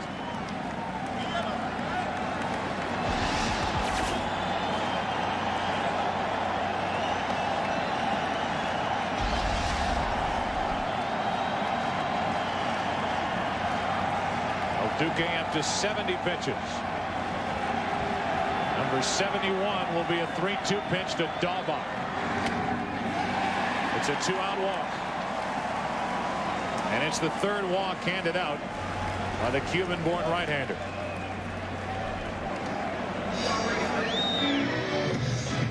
So this 4th inning continues, and Darren Lewis will be the hitter. Prior to that 3-2 pitch, Orlando Hernandez was yelling in at the home plate area, and you can only guess that he was yelling at Jorge Posada, something we talked about earlier. Their relationship combative at times during the game. And Posada just went out to talk to Hernandez after that 2-out walk to Dahlbach. You don't have to get along with a pitcher to be successful with him. Lewis is 0 for 1, trying to bunt his way on, and Brocious made a good play. Back in the 2nd inning, takes a strike.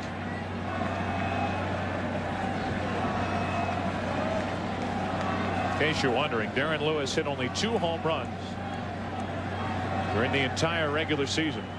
Knocked home only 40.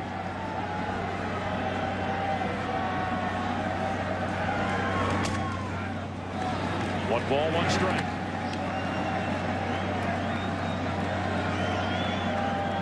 Hitter on deck, Trot Nixon, much more of a home run threat. He hit 15. Rich Steinbrenner bundled up on a cold night at Fenway. A 1-1. And caught the outside corner. According to Dale Scott, not according to about 500 umpires sitting in the seats behind home plate. It was a slider down low and away from Darren Lewis. That time a nice job by Jorge Posada making that pitch look better than it really was. The crowd groaned, and it's a 1-ball, 2-strike count. Sidearm pitch, and Lewis pops it up. Right side for Knobloch. Chuck puts it away, and the Red Sox now have stranded 5. We've played 4 innings here in Game 5, and the Yankees still up by 2. Now with the Yankees up 2-0, we're with a guy, Bucky Denton. Bucky, I got to ask you right off the get-go, how can you show your face in this town? It's pretty easy, to tell you the truth. You know, they're great sport fans, and you know, to be able to come back here and be a part of the the playoffs, it's really exciting for me. How often do you hear about that huge home run in '78, the 1-game playoff against these Red Sox? Every time I come back here, and every time New York plays Boston. How great is it to see the Red Sox and the Yankees in a postseason play? It's neat. I mean, you know, 2 great baseball towns, with a lot of tradition and, a great rivalry, and to see them, battling it out again for another postseason, it's really special. I assume you do have a real middle name, although we know of a different middle name right here in Boston. We can't talk about it on TV. What is your real middle name? Earl, but Don Zimmer's got a better name for me. All of Boston does. Yeah. Bucky, thanks for being a good sport. Let's go back to you guys up in the booth. All right, Steve, thank you. Well, if he was trying to hide under the black hat and the black coat, the secret is out. Bucky Dent is here watching his former team, the Yankees, with a former Red Sox manager, Don Zimmer, in the Yankee dugout, seated next to Joe Torre. The Yankees lead 2-0. And it's a 2-ball, 1-strike count on Paul O'Neill. O'Neill, Bernie Williams, and Chili Davis for the Yankees here in the 5th inning of Game 5.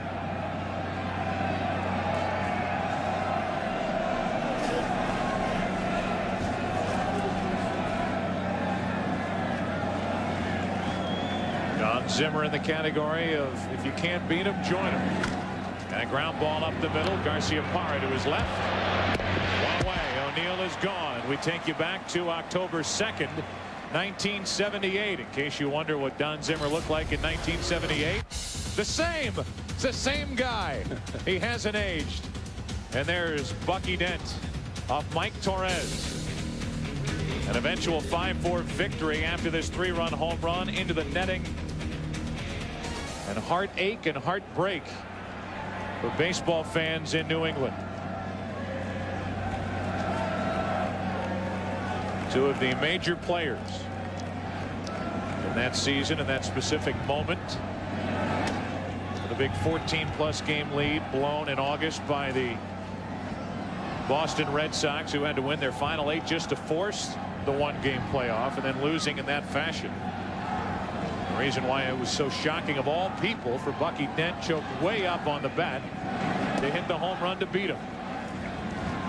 2 balls, no strikes on Bernie Williams. Also in the shadows that afternoon, you may have noticed, very dark around home plate. The pitcher was standing in the bright sunlight.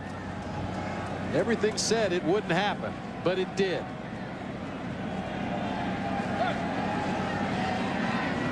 Time called as Williams hops out of there. Starting pitcher for the Yankees in that game, Ron Guidry. In game 163, he won his 25th. 25-3 in 1978. One of the more dominating years for any starting pitcher or any pitcher, period. And the only pitcher's name that's remembered from that game is Torres. Yeah. Time call.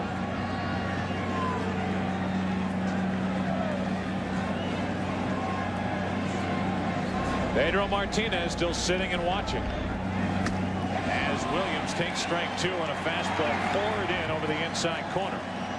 Derek Lowe, who had been getting a lot of work, has now had a lot of rest.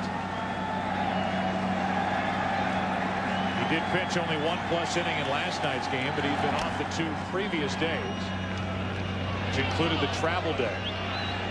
Didn't have to appear in game 3. Pedro Martinez went 7 strong. 2 balls, 2 strikes on Williams. Paint job is starting to disappear.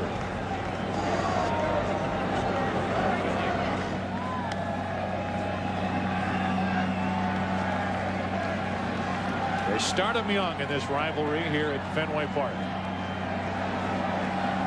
1 out, nobody on. 2 balls, 2 strikes on Bernie Williams. He went 2 gone. And Lowe gets his first strikeout. The sharp breaking curveball way off the inside corner down in the dirt. See, Williams gets that bat way out in front of home plate and is rightfully rung up on the attempted check swing. Only scoring in this game, a 2-run home run by Derek Jeter in that area. And it's interesting to note that these seats obviously out here are filled with people. And on Saturday, in all-day games here at Fenway Park, that area is covered with a black tarp and becomes the batter's eye. Not in night games, however. And people in that area are encouraged to wear black at all times. Something dark. 1 ball, 1 strike on Chili Davis. It didn't used to always be that way, did it? For the 1967 World Series, an area, there it is during the day. You could see the batter's eye is all dark. But back in 1967, all those white shirts trying to hit Bob Gibson or the Red Sox in 2 of those games, impossible. Tough enough when you can see right trying to hit Gibson. Of course, the Cardinals had as much trouble trying to hit Jim Lonborg that year. Back to the present and a 1 ball, 1 strike pitch with 2 out, nobody on to Chili Davis. Regardless of what happens the rest of the way for the Red Sox, and in particular Derek Lowe, consider the spot he found himself in last inning, coming in with the bases loaded, 2 out, already down 3-1, 2-0 in this game 5, facing Jeter. He ran the count full and then jammed him on a pitch inside. The Red Sox got the force out at 3rd, and I have to say, of all the relief pitchers I've seen all year, this Derek Lowe has as nasty as stuff as anybody I've run across, and I know you guys feel the same way. 3 balls and a strike on Chili Davis. Full count. He's got such great natural movement. A lot of guys have to work hard to get that much movement on their sinker. Very natural for Derek Lowe, and he throws it right over the top. Second to Pedro Martinez in innings worked in this postseason. The 3-2 pitch is a 2-out walk.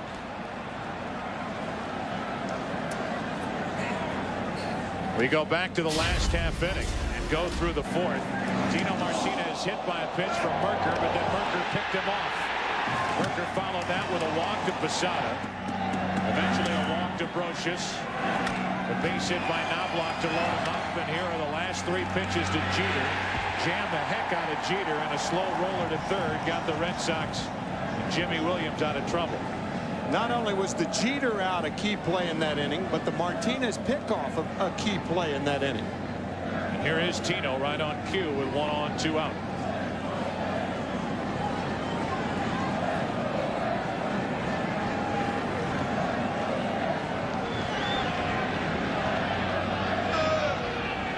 Lowe pays attention to Chili Davis, who doesn't run a lot. No steals in this postseason, 4 during the regular season.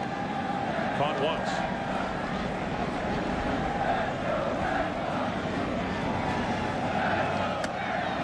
A strike from Lowe. We're in the 5th inning of game 5, and in the bottom of this 5th, it'll be Nixon, Offerman, and Valentin. Anybody gets on the number 3 hitter Varitek for the Red Sox against Orlando Hernandez.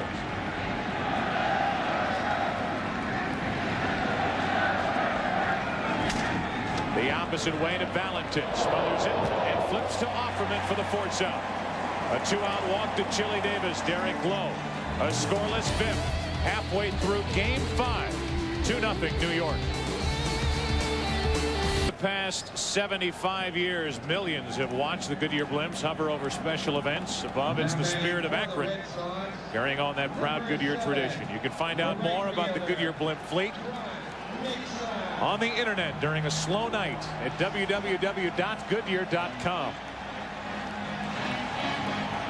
Talked about Hernandez settling down. How about this postseason? And how good he gets as he works his way through a game.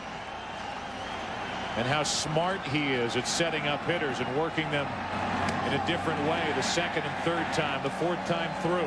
Ball one to Trot Nixon. What the Yankees got off that boat after the defection by Orlando Hernandez on December 26th of 1997 was a finished, finely tuned pitcher. Very intelligent, great athlete. A guy who was ready to pitch in the big leagues. Wondering where that missed, I'm sure, in the count 3-0.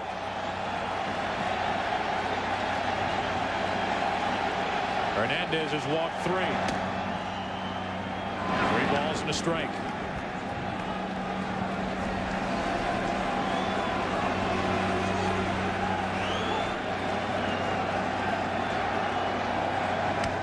Big rip, full count. El Duque, not only a guy who is a remarkable athlete, but a guy who takes exceptional care of himself. When he was suspended from the Industriales, the national team down in Havana, because of his brother Levon, he studied for a year and became a physical therapist. So he is not only a good athlete in remarkable shape, he knows how to get in shape and take care of himself. As witnessed by the leg kick, the flexibility, the 3-2 pitch, and Nixon is gone. Battling back from a 3-0 count to strike out Trot Nixon, his 6th strikeout of the night. Just blows a fastball right by a pretty good fastball hitter right there. El Duque talking to himself out there on the mound after falling behind 3-0. Comes back with 3 straight fastballs for strikes. With the bases empty, 1 out, here's Jose Offerman. Singled in the first inning when the Red Sox really missed their chance, down 2-0. A base hit by Offerman. He was running. A base hit by Valentin. First and third, nobody out. A lot of head shaking going on for the Red Sox over in that dugout. Now it's 2-0 on Offerman. Yeah, very similar to game 1 when the Red Sox, as we mentioned, scored 3 runs in the first 2 innings, but also left 4 runners on base. Had a chance. 3-0 on Offerman. Had a chance to break it open early, as they did in this ball game tonight. And as you saw that graphic a moment ago, if you don't get El Duque early, he settles in and becomes very, very tough.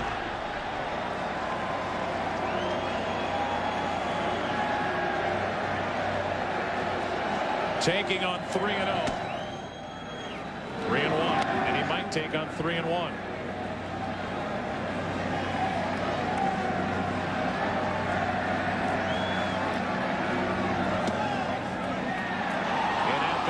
That pulls Offerman back to the plate. It's a full count. Borderline pitch. Was it too low? I think it was. Looked low to me. Now the 3-2 pitch. Check swing foul. Let's just say that is normally not the type of pitch that you get, particularly in the American League. The American League, more of a high ball league, not quite as much as it used to be.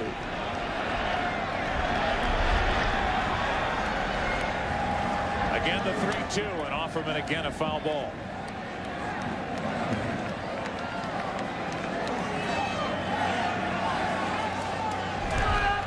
Jimmy Williams and the Red Sox looking for a spark.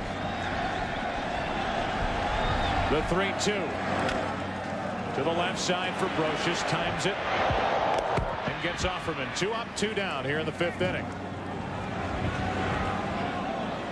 So Hernandez has battled back from 3-0 counts to get both Nixon and Offerman here in the 5th. See him using that bare hand to trap the ball on the heel of the glove. Strong throw across to Tino Martinez and plenty of time to get Offerman. had himself in position to throw as he caught the ball. Here's Valentin now with 2 out, nobody on.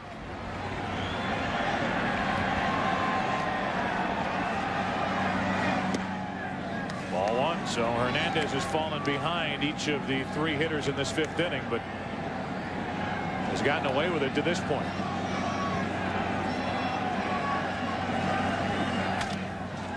To the left side of the hole, Jeter. The stop, the throw, safe with a base hit, Valentin.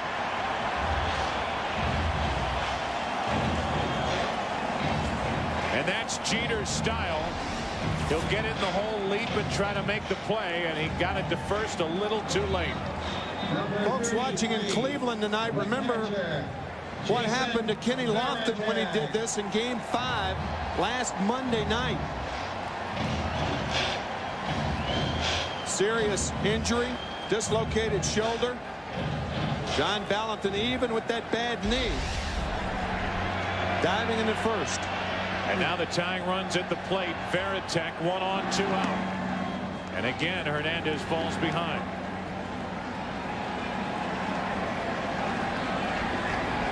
No production this series for Varitek. No time like the present for the Red Sox and their fans. Down 2-0. 5th inning. Rim foul.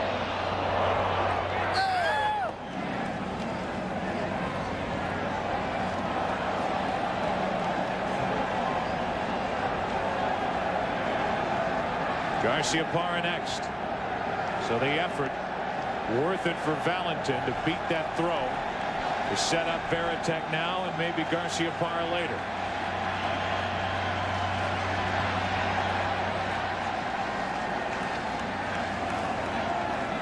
Varitek struck out in the 1st, struck out in the 3rd. The guy who hit 20 home runs during the regular season.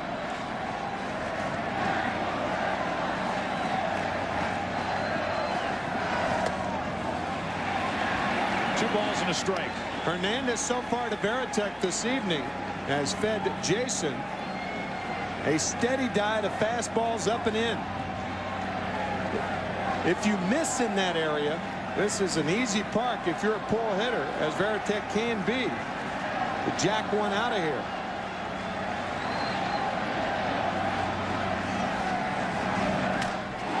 Into right field off the end of the bat for O'Neill.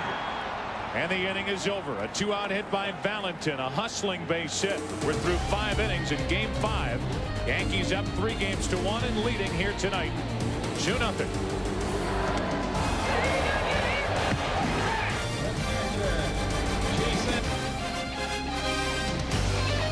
The Prudential Building, the foreground with Go Sox on it. That is just off to our right, past the foul pole, down the right field line here at Fenway. And here is El Duque talking to Mel Stottlemyre, the pitching coach, and they'll go through their typical hand signs and discussion, which they do typically with Jose Cardinal nearby in case a translation is necessary. Orlando Hernandez getting better and better with the English language as those two try to communicate. We caught them in Game 1 talking more with their hands than with their mouths. That was a little more conventional. 1 ball, no strikes on Jorge Posada. 1-1. What about the only communication Mel Stottlemyre needs for El Duque right now is just give him the okay sign. Keep doing what you're doing. He did fall behind every hitter in that last inning, but managed to come back and retire the side without damage. And Hernandez, unlike a lot of pitchers, and it goes by and does what he wants, has his own game plan, will execute that game plan. Meanwhile, the 1-1 pitch to Posada. A strike like in his start against the Rangers in Game 1 of that division series. Joe Torre saying, yeah, I think he walked Palmeiro to get to Zeal and strike out Zeal. And it looked like Hernandez did just that. It loaded the bases. But Hernandez got around it, got Zeal, and the inning was over. That barely missed the inside corner. And the count 2-2 on Posada. Get a look at that last pitch. When we talked to Joe Torre before the ball game about Hernandez, he said that early in the game he would test the waters, work both corners of the strike zone to see what he was going to be able to get away with tonight, and then go from there. Nobody knows how to test the waters like El Duque. That's why he's here. 2 balls, 2 strikes. And Posada off the end of the bat, broke it. Garcia-Parra, 1 away. So 1 down here in the 6th inning. Sunday, November 7th. The wait is over. The fall's biggest event is coming. Don't miss the most anticipated premiere of the season, The X-Files, Sunday, November 7th on Fox. Left fielder, Gene Spencer. 1 out, nobody on.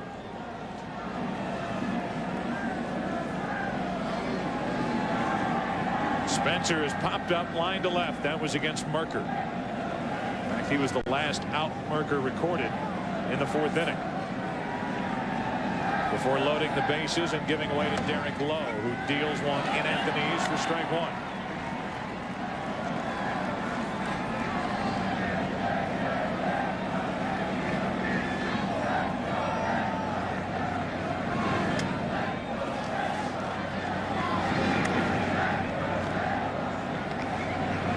Boston in the bottom of the 6th inning will have Garcia-Parra, O'Leary, and Stanley.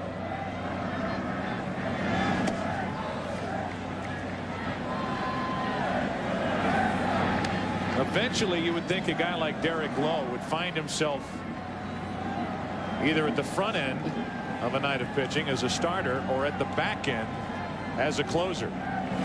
Valuable in middle relief, but I'm sure that plans will change for him. A guy who wants to either be a starter or a closer, as he was for part of the season this year, filling in for the injured Tom Gordon. And with that said, keep in mind that in the American League, the middle reliever is much more important than it is in the National League because of the designated hitter. That caught the outside corner. Spencer doesn't agree, and he's the 2nd strikeout victim for Derek Lowe. It was such a deadly combination, that power sinker inside and then the curveball outside. Number 18, the third baseman. Say outside again. Way outside. It's an odd combination, too. Sinker, curveball. Usually a sinker ball pitcher complements it with a slider, not a curve, but another curve to Brocious. 2 out, nobody on. I think a lot of that has to do with what we were talking about earlier, his over-the-top delivery. He's very much over the top, hardly drops down at all. That arm angle is much more conducive to throwing the overhand curve, and he's able to make the ball sink from that delivery. He's 0-2 on Brocious, and this crowd is looking for a reason to get up and applaud. Lowe giving it to him. Even more of a reason. 3 strikeouts for Derek Lowe. Bottom of the 6th inning, game 5. Heart of the order for the Red Sox, down by 2. To the bottom of the 6th inning. 95 pitches for Hernandez, 6 strikeouts. 5 innings of shutout baseball. Only 3 Red Sox hits. Here's Nomar. Well, if you're the Yankees, this is where you like Nomar Garcia-Parra. Leading off an inning, nobody on base. Even if he goes deep, the Yankees still have a 1-run lead.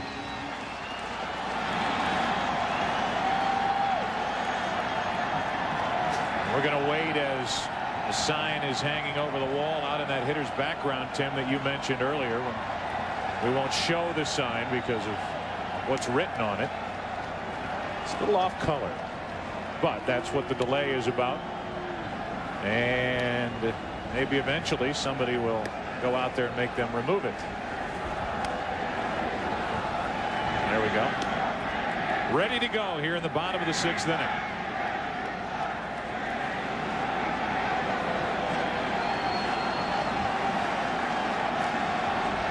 Garcia-Parra is fouled out. He's struck out. The sidearm delivery is low for ball 1.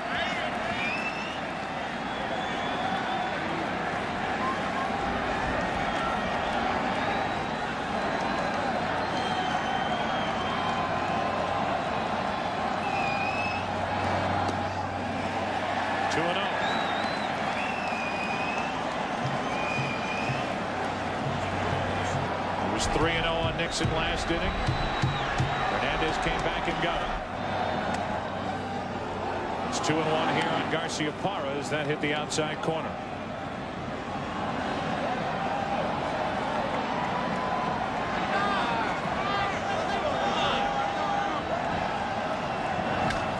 Hard hit, but Jeter to his left can't handle it. Off his glove and into center, and Garciaparra's on to start the 6th.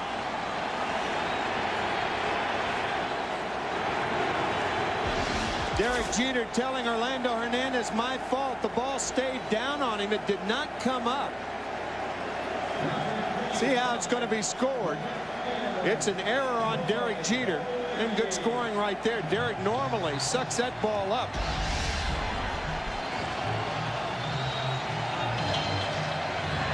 Instead, that may open up trouble for the Yankees, who have a 2-0 lead, 6th inning. The error for the Yankees is their 5th of this ALCS. 2nd for Jeter. O'Leary takes ball 1.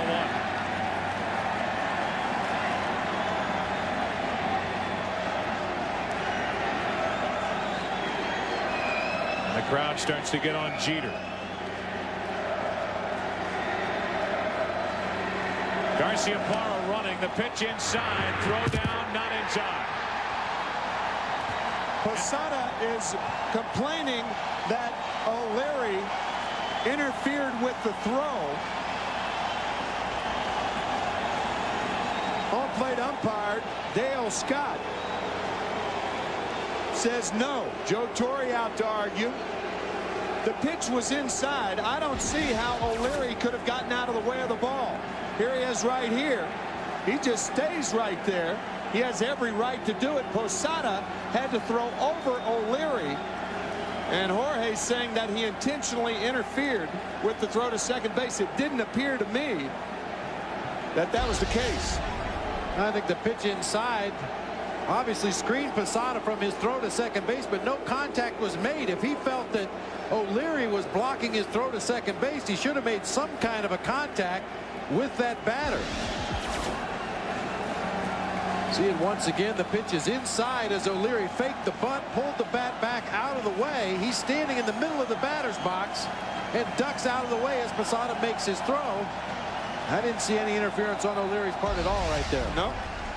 Now the 2-0 to O'Leary is up and in, 3-0.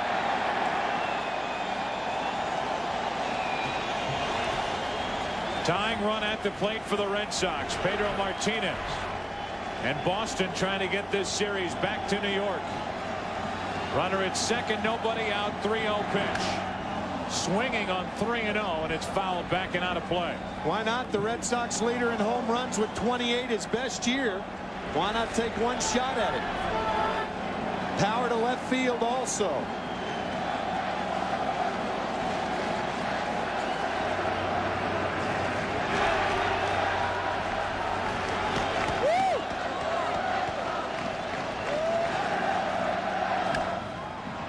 That's down the left field line, slicing toward the seats. And out of play, full count.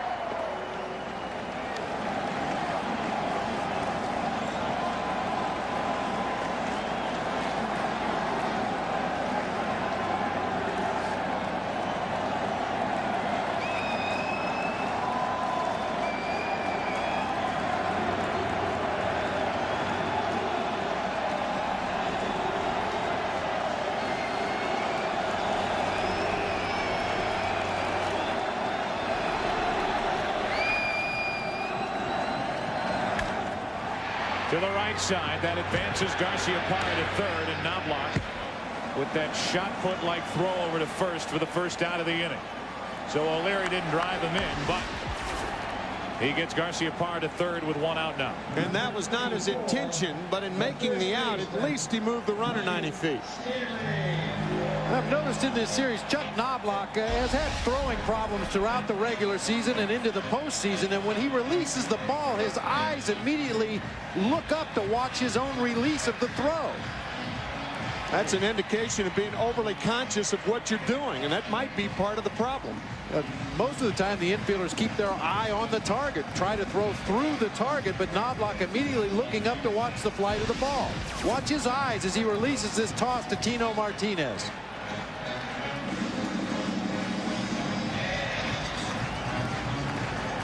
He's taking his eye off the target, just relying on memory from where that target was. Now a runner at third with 1 out. And a sidearm breaking ball in for a strike to Stanley, who bats for the Red Sox, who are now 0 for 5 with runners in scoring position tonight.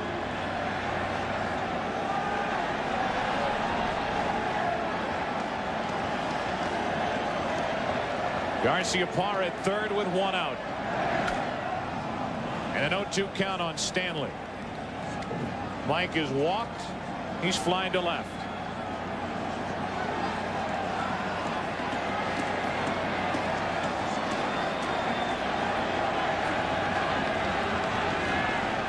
I would imagine just about any fly ball to the outfield, the Red Sox will take a chance and try to score Garciaparra. The 0-2. 1 ball, 2 strikes.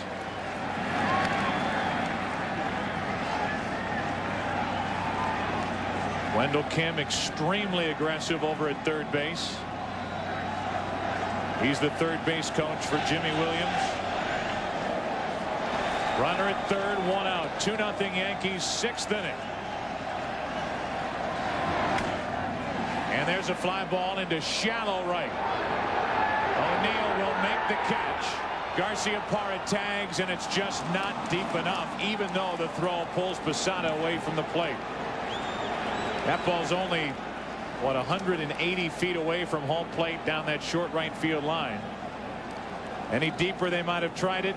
That's just not deep enough. That's the advantage also of having a quick release. Watch how Paul O'Neill gets to the ball, releases it, and that stops the runner, Garciaparra, at third base. Nomar off, now back to tag, quickly home. And that freezes Garciaparra, even though, as you said, Joe, the throw's about 15 feet up the line.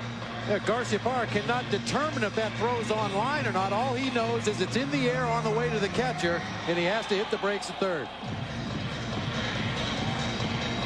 See, Scott Brocious, a lot of times a third baseman will try to get in the way. It's perfectly legal. You try to get in the way of the runner at third who's tagging up. Therefore, he can't see when to break.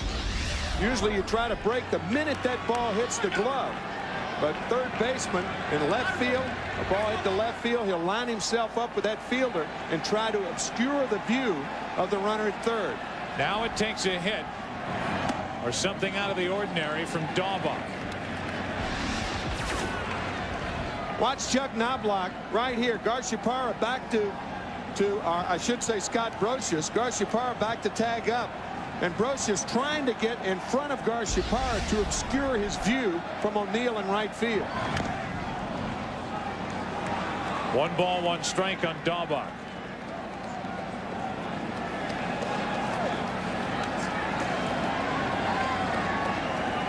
The Red Sox now 0 for 3 with a man on third and less than 2 out. They had first and third, nobody out in the first inning. Varitek struck out, Garciaparra fouled out, and O'Leary fly to right. Now after having a runner at second, nobody out, and Garciaparra at third with 1 out. He's there with 2 down. And the 1-1 to Daubach. 2 balls and a strike. In the division series, a much different story. And again, you factor in what the Red Sox did in that 13-1 romp on Saturday afternoon. Take that away with Pedro Martinez pitching. That was probably the one time they didn't need hits with runners in scoring position. And they have missed chances this entire series. 2 balls, 2 strikes on Daubach. And that's why the thinking was a fly ball into the outfield, which would give Garciaparra any chance at all to score. They'd try it. But that just was not hit deep enough by Stanley. Not deep enough to the best arm in the outfield, too. Daubach waits for a 2-2 pitch.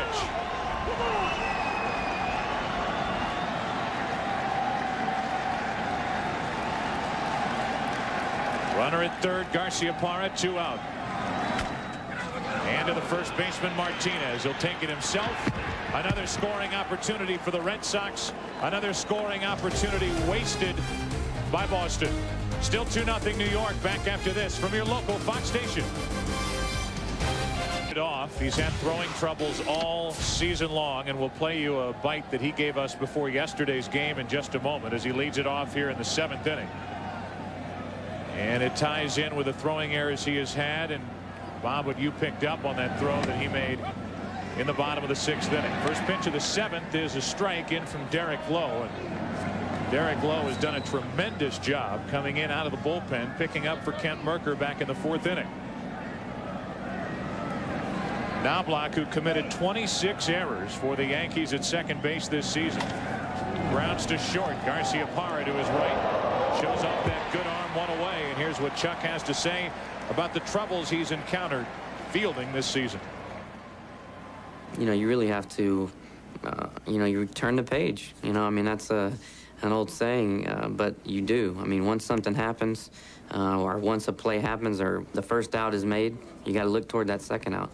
Can't look back, and you know, I like to think God put eyes in the front of our heads to look forward. Not if he wanted us to look back, we'd have eyes in the back of our head too.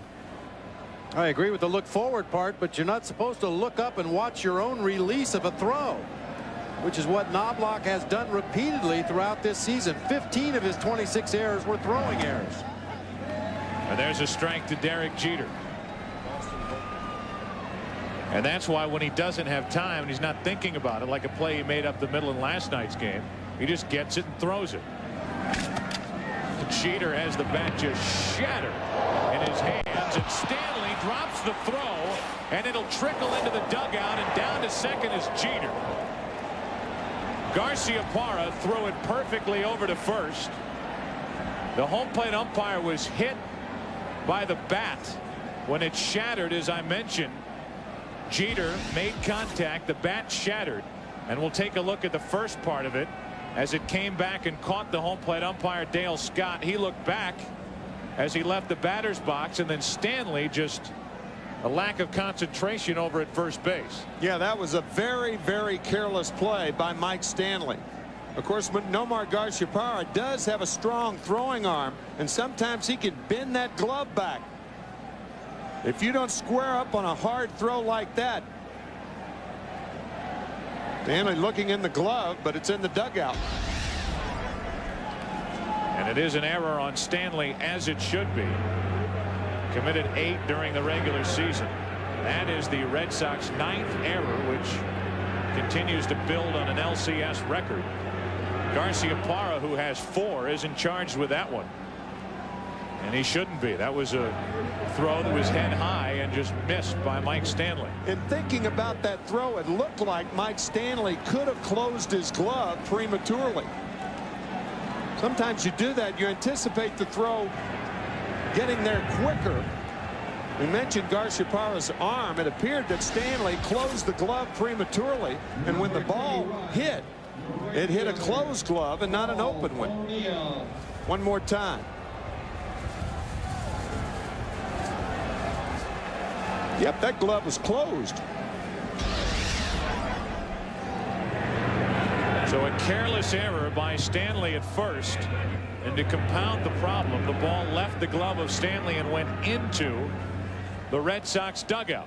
So a runner at second with 1 out, and O'Neill recoiled after that swing. You remember the broken rib he has in the right side of his rib cage, and I think that last swing just bothered him. Al Cormier, the only left-hander Boston has in its bullpen, getting ready.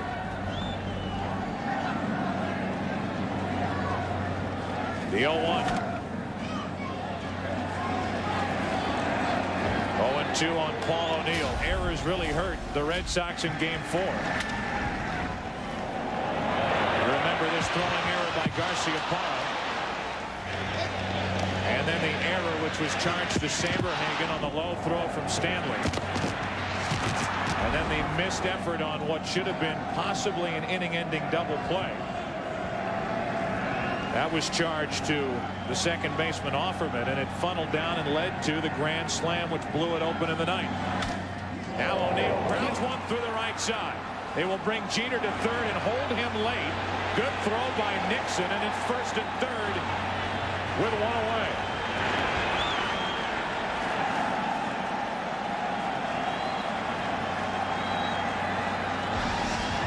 You can afford to bring the runner around third on a ball hit to right field. If this same ball was hit to left field, you can't afford to bring Jeter around. But watch the throw by Nixon. Another strong throw. He made a strong throw in the 7th inning of game 1, dropped by Varitek.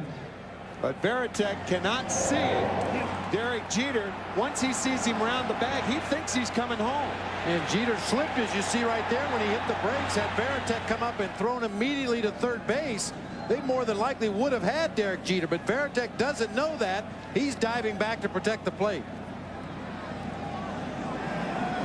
Derek Lowe, the pitcher, trying to help his catcher, Jason Varitek. So it's first and third with only one out. And Derek Lowe will leave here in the 7th inning in favor of the lefty Cormier. Lowe did his job. The defense let him down in the 7th. Pentium 3 processor owners. So good out of the bullpen for the Red Sox this postseason. Will take over with first and third, only one out. And we're in the 7th inning, and the story is real easy to lay out for everybody, like we've been doing really throughout this game 5. More missed opportunities for the Red Sox, not only early but just recently.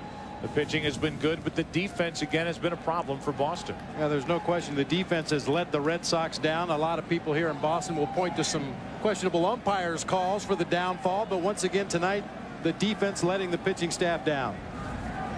You can see the numbers for Cormier, 6th game. No runs charged against him. However, he did give up the hit to Paul O'Neill. He relieved early in this series.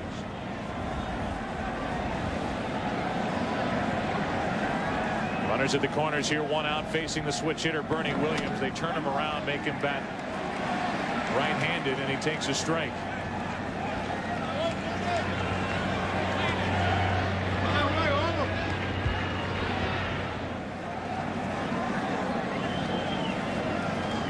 Paul O'Neill getting that base hit against Real Cormier, 7th inning of game 2, which was the game winner in that 3-2 victory for the Yankees. He's over at first. It's Williams at the plate. He chops it off the plate foul, and Bernie's in the hole 0-2. That's the one thing the Red Sox do not want to see, is a high chopper in the infield as Tom Gordon warms up. The double play situation is very, very odd in baseball. This is a ball right off the plate. Red Sox do not want to see that. That means a run. But in a double play situation, you want a hitter to hit it hard enough to where you can double it. Not soft enough to score the run.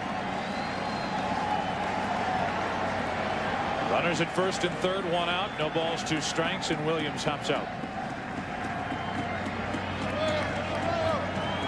Bernie hitless on the night. Facing a left-hander for the 2nd time. Merker started for Boston. And that's saved by Varitek. Great play right there. We mentioned it earlier in the series. Varitek had 23 passed balls on the season, but 19 of those came with Tim Wakefield, the knuckleballer, on the mound. He is a very solid defensive catcher.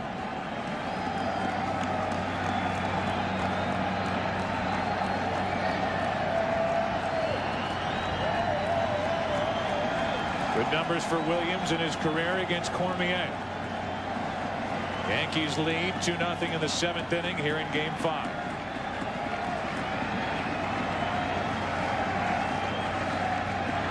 The 1-2. 2-2. Talked about it last night. Not only did the Red Sox make the errors, but the veteran team, the Yankees, took advantage of those errors. Another Boston miscue here in the 7th inning, committed by Stanley at first on a rather routine play. And they hit by O'Neill, and now after the pitching change, it's first and third, one away, and Cormier deals with Bernie Williams. The 2-2.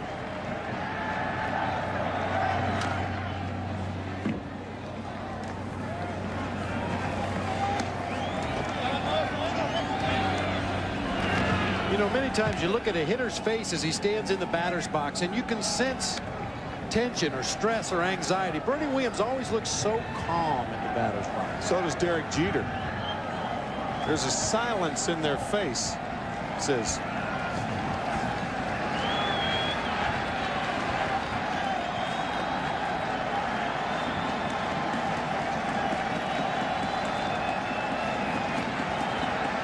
Williams trying to add to the Yankees' 7th inning lead. A check on O'Neill.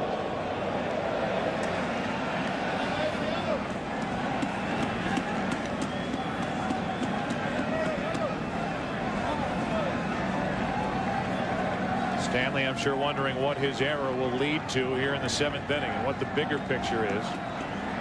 The Red Sox obviously can't afford to fall any farther behind with the way Orlando Hernandez is pitching, with Rivera waiting out in the Yankee bullpen. The 2-2 is in the dirt. Full count on Bernie Williams.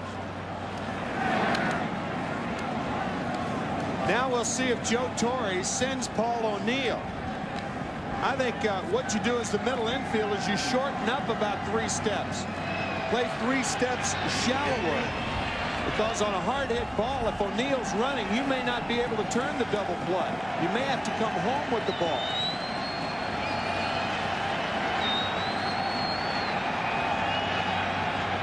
(2-0 New York, 7th inning.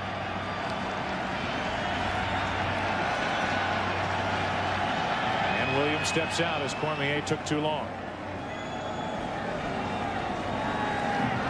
Veritek trying to give the signs in French for Real Cormier. Something missed in the translation. 3 balls, 2 strikes.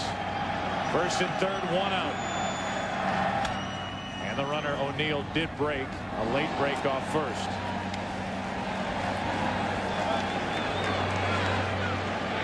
Not making the same mistake Tino Martinez made earlier in the game, being picked off on a 3-2 pitch by Kent Mercker.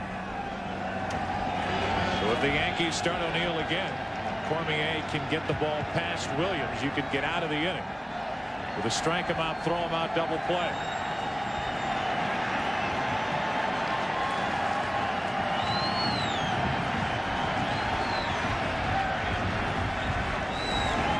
Late break on ball 4 to load the bases. O'Neill was running, but a walk is the result, and the bases are loaded with only 1 out.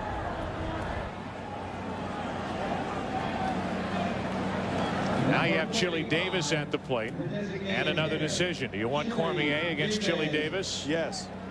As opposed to Gordon against maybe either Leday or Strawberry? Well, the reason that you want Cormier against Chili Davis is Cormier's a ground ball pitcher. Tom Gordon's a fly ball pitcher. And the switch hitter Davis hops in with the bases loaded, 1 out. So Cormier comes out of the bullpen and issues a walk. And gets ahead of the count to Chili Davis, 0-1.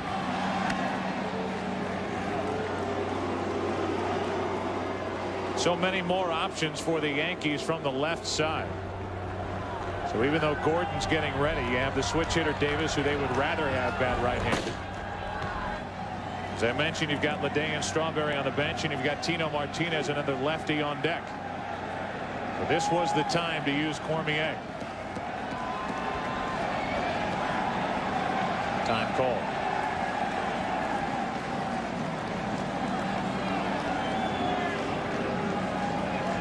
Now Mike Stanley playing off the bag at first base. It would behoove Bernie Williams to get as big a jump as possible over there at first base to attempt to break up any possible double play and allow that run to score from third base.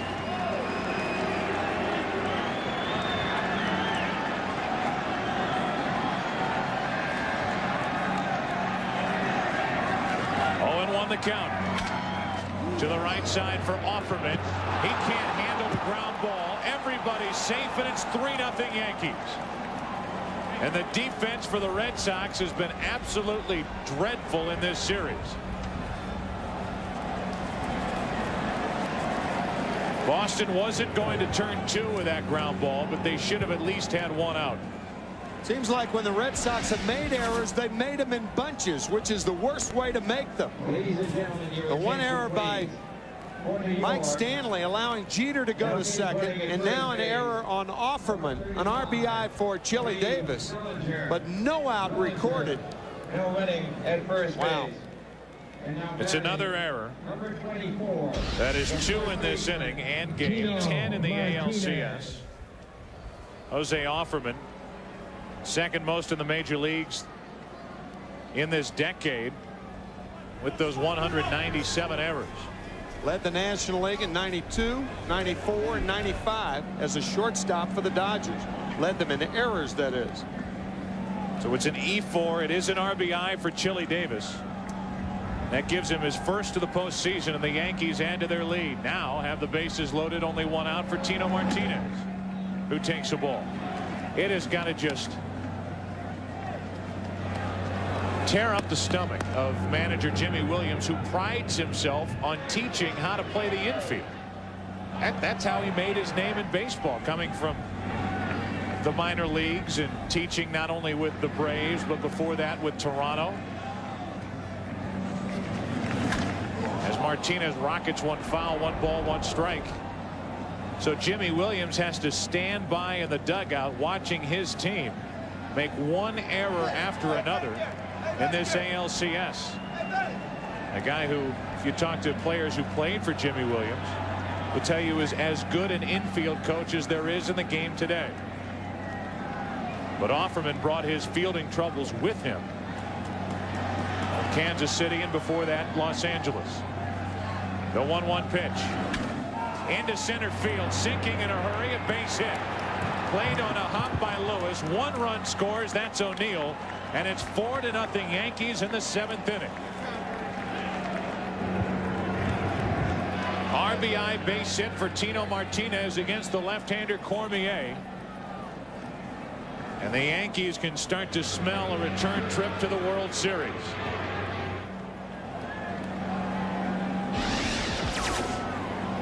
Ball hit on a line. Darren Lewis comes in, had thoughts, it looked like, about making a shoestring catch, but then thought better of it, held up, blocked the ball, kept it in front. Only 1 run scored on the play.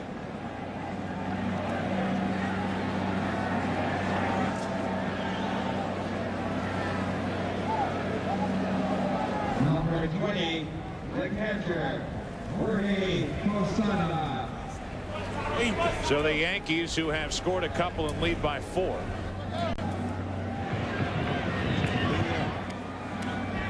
Have the bases loaded, only 1 out for Jorge Posada, who is hitless with a walk. Another switch hitter.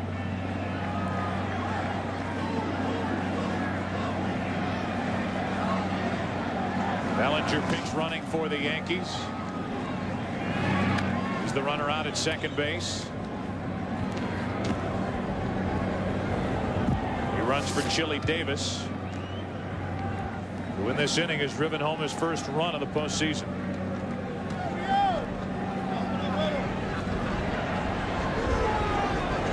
Bases loaded, 1 away, 1 ball, no strikes on Posada.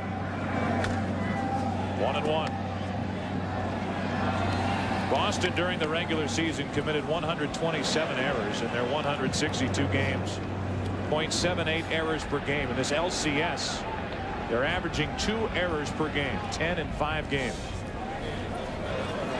The Red Sox, however, were not a great defensive team when you look at the numbers, ranking 12th in the American League. Fielding percentage. On the bench left for the Yankees, almost a full complement for Joe Torre as strike 2.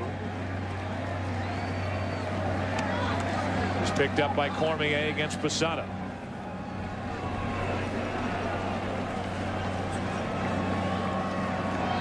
This Yankee team trying to continue their methodical march back to the World Series. They've won 2 of the last 3 World Series. Trying to go back in 1999. Bases loaded, 1 out. The 1-2 pitch. 2 balls, 2 strikes.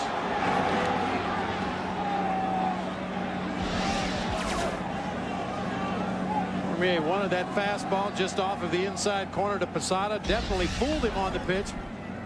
Like it was just a little bit too far inside. An error by Stanley at first started this.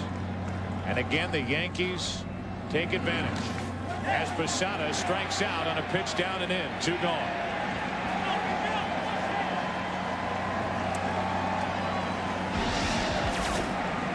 First strikeout for Cormier. Looked like a slider in the dirt. Another nice play by Jason Varitek. Even though with first base occupied, Posada can't advance. But if the ball gets by him, then Bernie Williams could score. Now Shane Spencer with the bases loaded and 2 out. Critical for Cormier to keep it just a 4-run game. Red Sox would still have to consider themselves in this game if Cormier could stop it right here.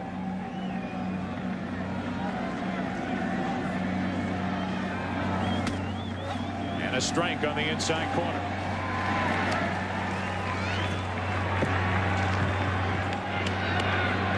In the game, but so far unable to break through against Orlando Hernandez. Certainly had their chances, and they've left 7.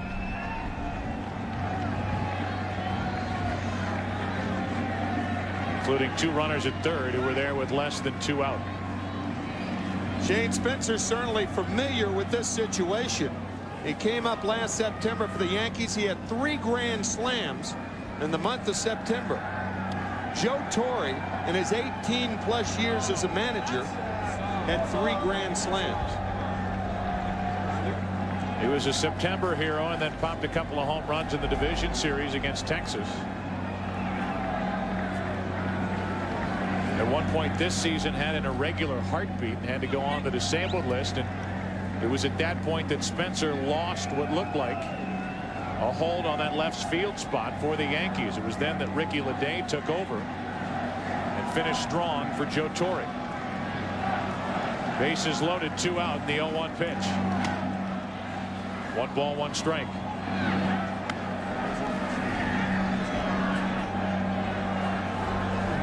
Speaking of grand slams, Ricky Leday last night as a pinch hitter. 8th man to bat in the inning, Shane Spencer. Bases loaded with 2 out. 4-0 Yankees. Spencer trying to hold up, couldn't. Now he's in the hole, 1-2.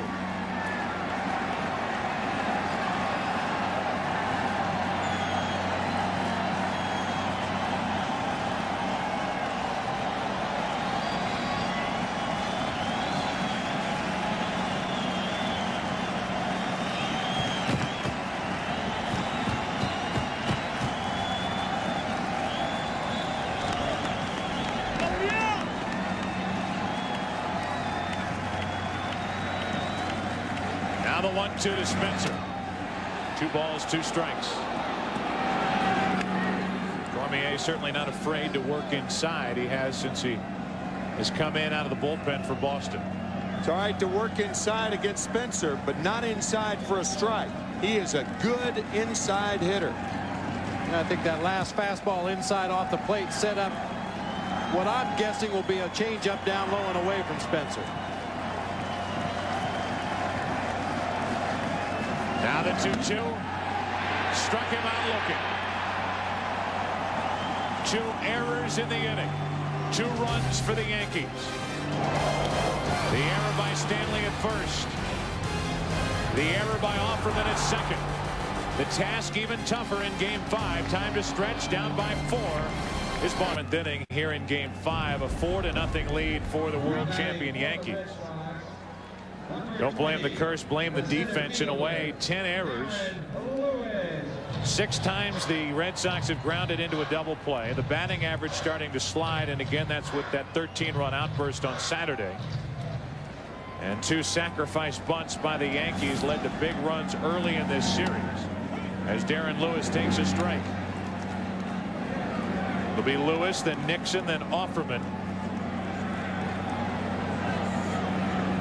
for the Red Sox, who trailed 3 games to 1 and 4-0 here in the 7th inning tonight. 1 ball, 1 strike from Hernandez. It's not as though the Yankees have played airtight defense with 5 errors in this ALCS, but taking last inning's example, a leadoff error on a ball hit by Garciaparra. Stole second, was there with nobody out, and the Red Sox didn't do anything with it. 2-1 on Lewis.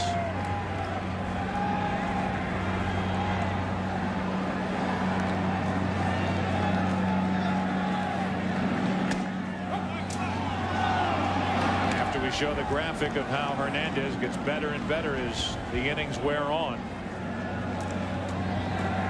Hasn't allowed a hit in the 7th through the 9th innings. The postseason so far this 1999 campaign in 11 at bats, and Darren Lewis is gone.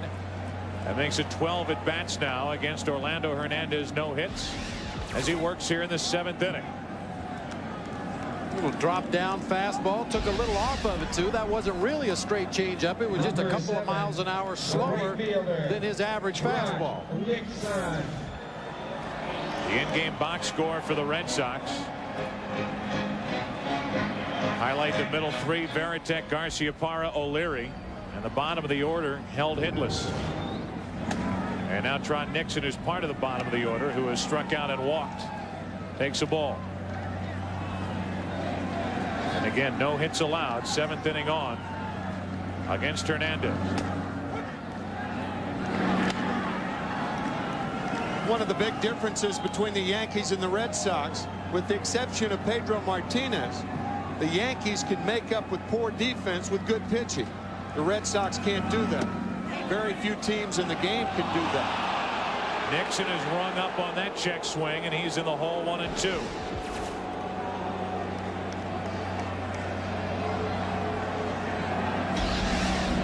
Went too far, said Dan Morrison. So with 1 out, nobody on, the 1-2 pitch. Nixon taps it foul to stay alive. Orlando Hernandez worked 8 innings of shutout ball on 2 hits in Game 1 of the division series against Texas. Game 1 of this ALCS, 8 innings, 2 earned runs, 3 runs overall, 7 hits. Here he is in the 7th inning with 1 out, nobody on, leading 4-0. On the outside corner, 2 gone, and 8 strikeouts for El Duque.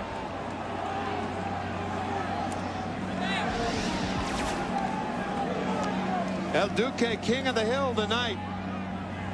Joe Torre saying that as far as his pitching for big games, writers asking Joe about Hernandez and his nerves. Joe said, look, how could a guy like that be scared? He came over in something that floats. I don't know whether it was a raft or a boat, whatever it was. We've gone through what he's gone through. You think that a baseball game's going to scare him? No way. Offerman, 1 ball, 1 strike. I wondered if perhaps the long top half of the 7th inning may throw El Duque off his rhythm a little bit here in the bottom, but it certainly doesn't appear like it. Strike 2 on Offerman. You want to talk big game pitcher in his postseason history. If Hernandez can get Offerman here, it would be 38 innings pitched, 3 earned runs, 29 strikeouts at this point, and only 21 hits against him. I mean, that's utter domination last year in the ALCS against Cleveland. Game 2 of the World Series. This year in the division series, and he makes his 2nd start of the ALCS.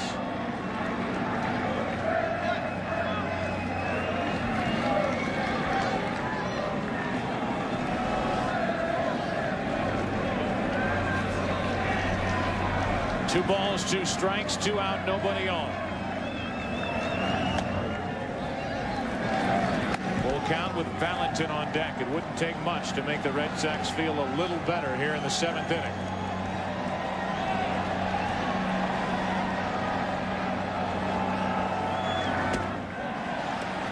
They hope it's a start, a 2-out walk. That's the 4th walk handed out by Hernandez tonight. In this series, 14 2/3 innings pitched, 2 earned runs, 10 hits, 12 strikeouts, 8 of which have come in tonight's game, which is his postseason high. Mike Stanton will get loose. When you watch a pitcher like El Duque, Orlando Hernandez work, as he works it to Valentin and misses outside, it shows you what we've all been missing all these years, as we haven't been able to see the great Cuban players pitch before our eyes here in the United States and Canada in Major League Baseball. That's the kind of talent that's down in Cuba and so many Latin American countries. Stan has been joined by right-hander Jeff Nelson down in that Yankees bullpen. Mel Stottlemyre out to stall for a little bit of time here.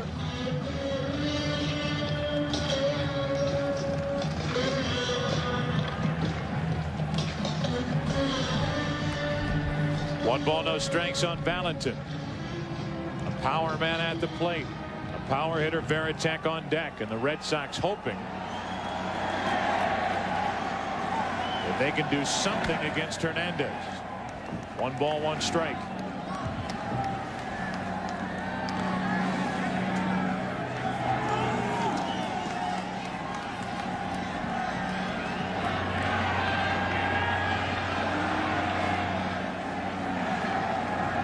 We showed you early on career earned run average in postseason appearances. And again, it's a statistic that when you compare it to other postseason ERAs throughout history, people like Brackeen and Ruth, Koufax, you're talking about strictly World Series competition there. In the postseason, Mariano Rivera and Orlando Hernandez, the top 2. The 1-1 pitch. That's on the outside corner, and Valentin doesn't agree, and he's in the hole 1-2. With that sidearm delivery, it really gives the illusion for a right-handed hitter that that ball is off the corner a lot more than it was. Borderline pitch at best. For Valentin, it looked way outside. The 1-2. Valentin is gone. 38 innings pitched. 2 earned runs, 30 strikeouts, and only 21 hits allowed by Orlando Hernandez, his 2nd year with the Yankees. A big game pitcher to be sure. 2-0 Yankees after 7. 4-0 rather here after 7. So 4-0 the Yankees lead after 7 here in Game 5 of the American League Championship Series, up 3-1 are the Yankees, and Brocious will start it for New York here in the 8th inning. Brocious, then Knobloch, then Jeter against Real Cormier. Just a suffocating performance on the part of Orlando Hernandez so far tonight.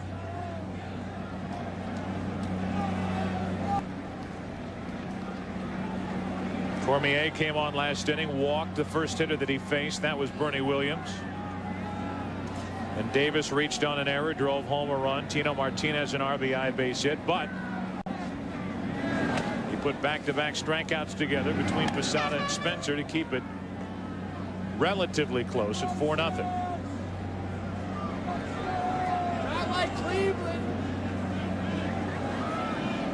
Brocious with a 1-ball, 1-strike count.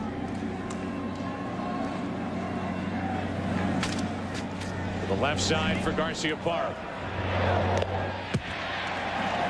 And there's one gone here in the 8th inning.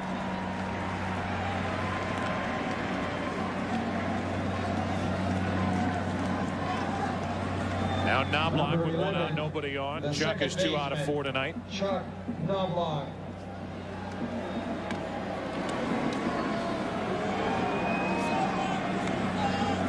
As we wind down the innings, and as time may get away from us later on, if an obituary is needed for the Red Sox in 1999, so to speak, it cannot get lost the kind of season that Jimmy Williams and the Red Sox had in 1999. Still very much in this game as Knobloch tests Offerman. The crowd happy to see that he handles that play without incident. 2 up, 2 down. But Jimmy Williams and the Boston Red Sox, one of the toughest teams to play this year, and a team that did not let adversity or injuries slow them down. They won the wild card by 7 games over Oakland. They ended up only 4 games out behind the Yankees in the East. And if they don't come back in tonight's Game 5, they are still to be commended for a tremendous season in 1999. In our daily chats with Jimmy Williams throughout this series, he constantly comments about his team being a bunch of battlers. Give you everything they have on a daily basis. Sometimes they weren't 100%, but they gave you everything they had. Picked by many to finish 4th or lower in the division. And they continue to shock everybody all season long.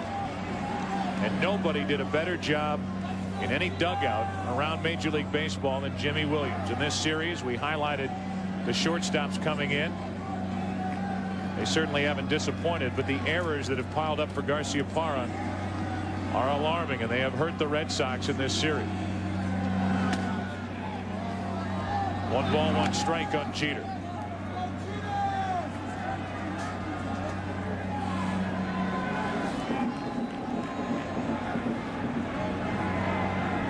Jeter hitting .316 in this series. Garciaparra better than .350. Nomar's committed 4 errors. Jeter's committed 2 as he drives one up the middle for a 2-out base hit. And Derek is on to keep this top of the 8th inning alive.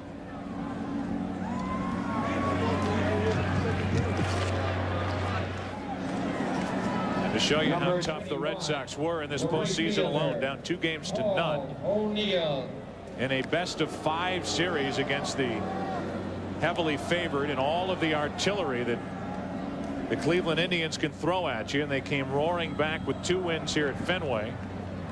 And then that absolutely thrilling Game 5 win at Jacobs Field in Cleveland when Jimmy Williams went to Pedro Martinez, the game's best pitcher, to throw 6 hitless innings in a 12-8 victory. No Pedro tonight. Ball 1 to O'Neill.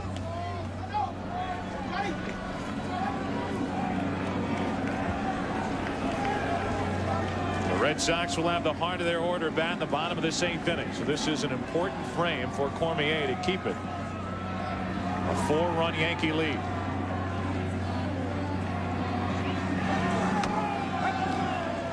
On the outside corner, 1 ball, 1 strike.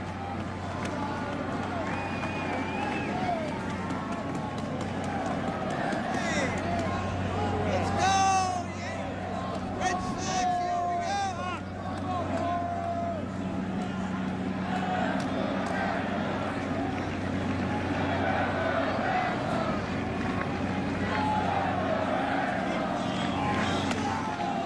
2-1 from Cormier.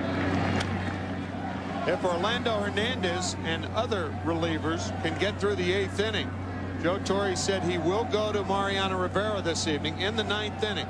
It is unlikely for him to go to him, however, in the 8th, since he worked a couple of innings yesterday. 2 balls and a strike on Paul O'Neill. Runner at first with 2 out. A check on Jeter.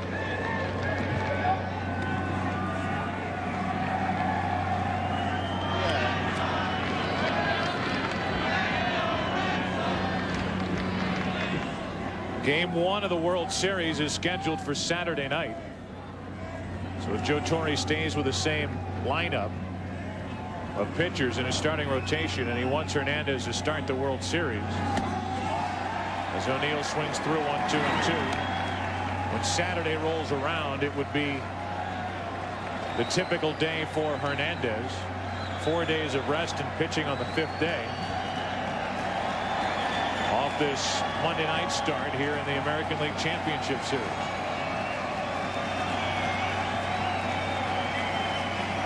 Those are decisions for later. Right now it's 4-0 Yankees here in the 8th. 1 on, 2 out.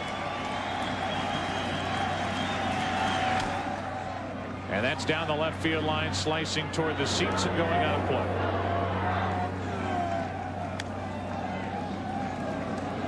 Paul O'Neill on a swing and miss at the pitch before that foul ball. Once again, grabbed his right side, took a long time out of the batter's box to regroup before getting back in there. It appears it bothers him most when he swings and misses.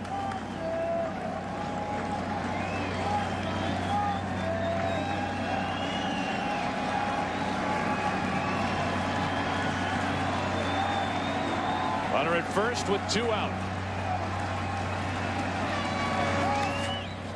And another save by Varitek.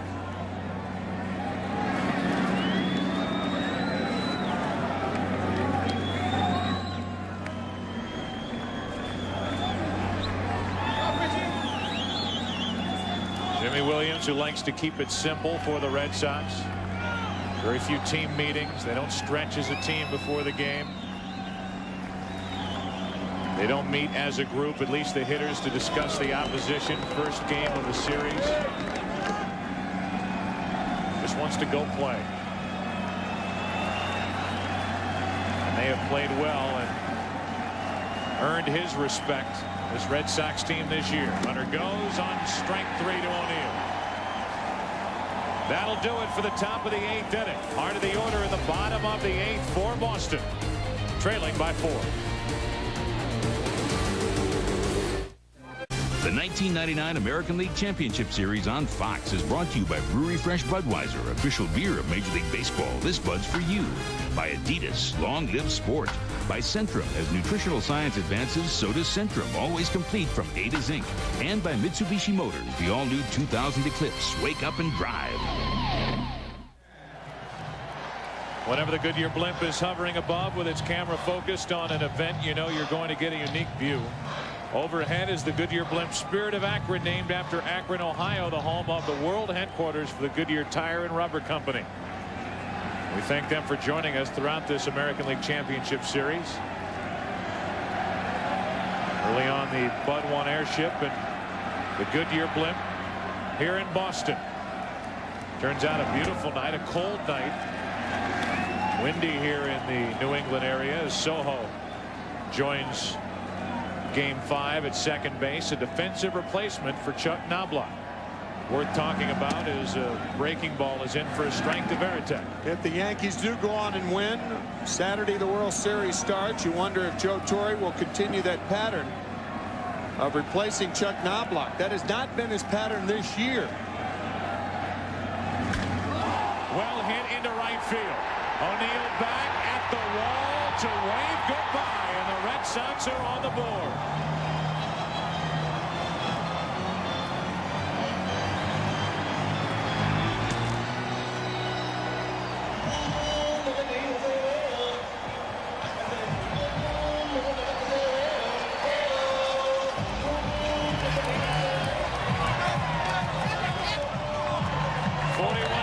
This season the Red Sox came from behind to win. They bust through here in the 8th inning, now trailing by only 3. Bob, you were talking about it earlier. Finally, a left-handed hitter has caught up with that high fastball. Yeah, I mentioned the left-handers I felt were going to be important to the Red Sox offense. They're now 2 for 14. There's an extra base hit down the left field line by Garcia Parra, and the Red Sox don't want to die. Garcia Parra into second with a double with nobody out here in the 8th.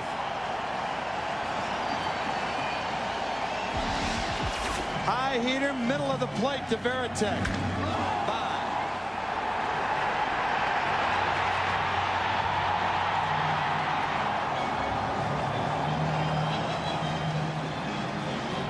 Out over Williamsburg here at Fenway Park. Nestling into those seats that Ted Williams used to find time after time after time. And after the double by Garcia Parra, Hernandez is gone. Stanton coming in, and the Red Sox making noise in the 8th. During the pitching change, this is how you get Fenway Park excited. A homer, a double, And Cy Young trots out to the bullpen, the Cy Young Award winner this year to be sure in the American League. Led the major leagues in victories and won a weapon at least, walking around getting loose out in the bullpen for the Red Sox and getting this crowd charged up as Mike Stanton, the left-hander, loosens for the Yankees. You saw the quick numbers on Hernandez. We'll go back to those after we learn more about Mike Stanton, the left-hander, who takes over for Hernandez, who threw a season-high 138 pitches. And now it's Stanton in to face the lefty O'Leary.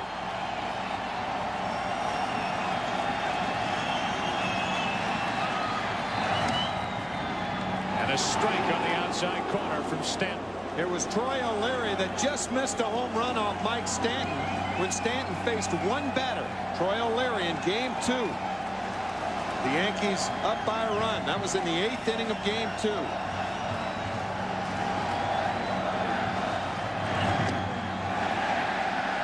One ball, one strike, and this Fenway crowd is officially back in this game. A 2-2 record this year for Stanton. 73 games out of the bullpen. For Joe Torre as a setup man for Mariano Rivera.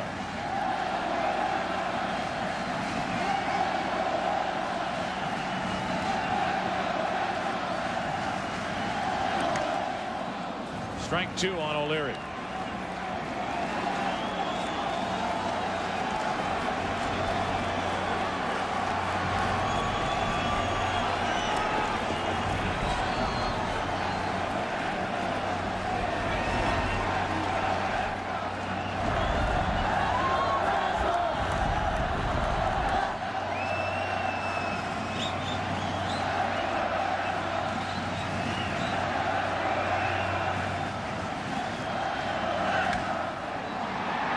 O'Leary stays alive and the count remains 1-2. Yankees lead 4-1 here in the 8th inning. When Orlando Hernandez headed back to the dugout. George Steinbrenner applauding as Hernandez went into the dugout. Now it's Stanton. It's a 1-2 pitch, eventually coming to O'Leary. Stanton has thrown O'Leary 4 straight fastballs. He has had very, very good luck with his curveball to left-handed batters. I'm surprised O'Leary has not seen it yet. Fastball misses low, 2-2.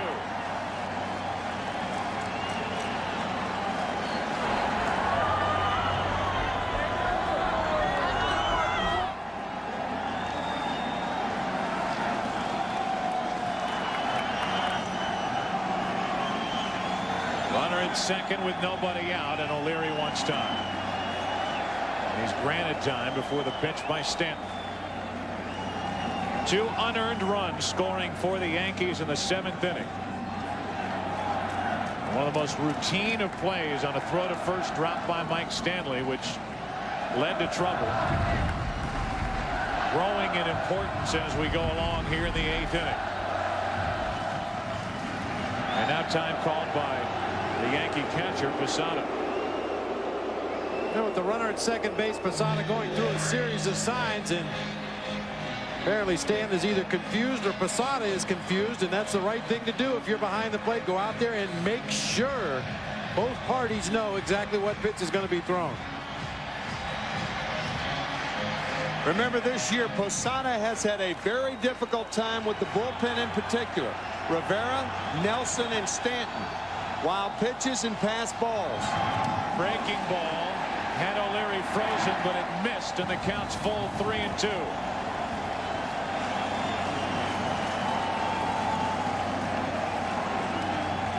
Stanley waiting on deck.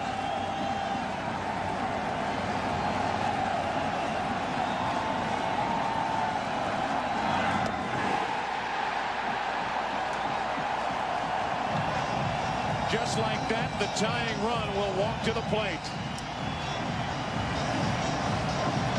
And Stanton will walk off the mound.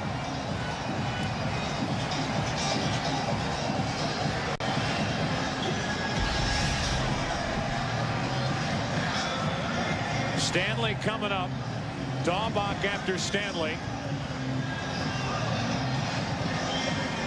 And Joe Torre takes the ball from Mike Stanton. He came in, walked O'Leary. The tying run will be at the plate here in the 8th inning of Game 5 when we come back. To find a similar situation for the Red Sox. Game 5. One strike away were the Angels from their first pennant, and Dave Henderson launches this home run. The Red Sox, when they'd give up one run in the bottom of the 9th inning, but Henderson would eventually win it with a sac fly in the 11th. And as we mentioned earlier, the Red Sox won Game 6 10-4, Game 7 8-1 to lead into that '86 World Series with the Mets. Here they are down 3-1, trailing by 3. 8th inning here, and it's Mike Stanley at the plate. Jeff Nelson, who got into it with that security guard in last night's 9th inning, on the mound. And he misses with ball 1. Nelson came on to face Stanley in Game 2 of this series and hit him with a fastball that tailed up and into Stanley.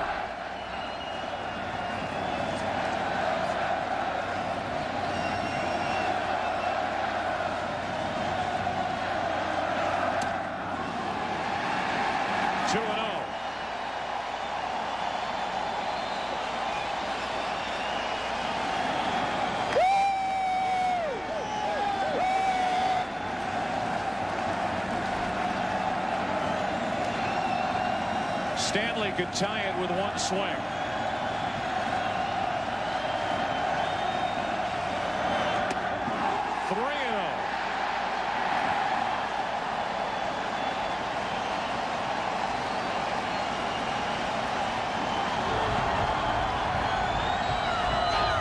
Pedro Martinez starts to loosen.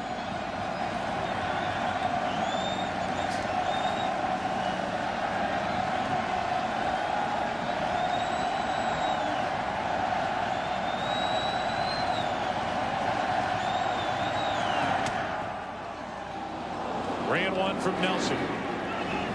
Low ball pitcher, low ball hitter.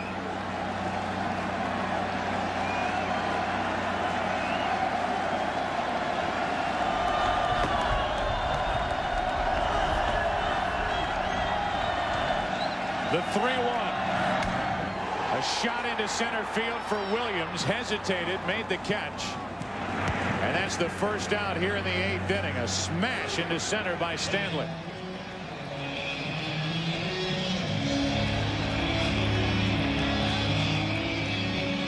Stanley with the count he wanted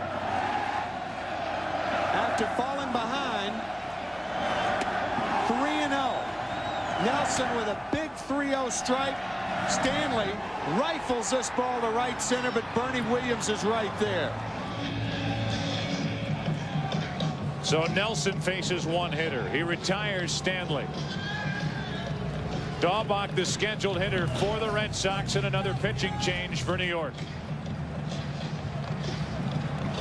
In the last 13. When picked up by the Yankees, a pitcher who started the season with the Mets was traded to Seattle and released. And here he is facing the tying run. Butch Husky will pinch hit for Daubach here in the 8th.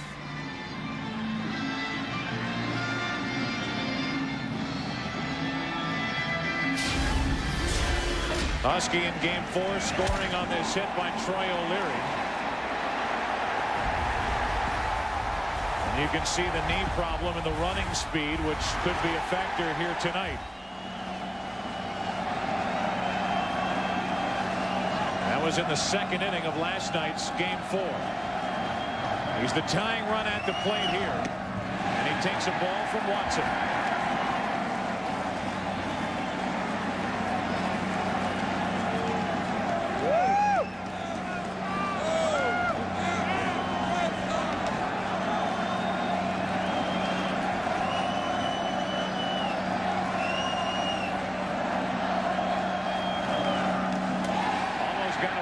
Posada 2-0.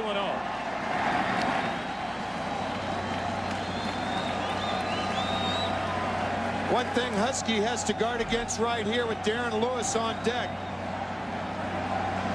Try not to be too anxious. Make the pitch be your pitch, and a pitch you can jack up that monster. Talking about his running speed. He wants to run something up that monster, up and over it right now. Watson runs into 3-0, as it was with Stanley.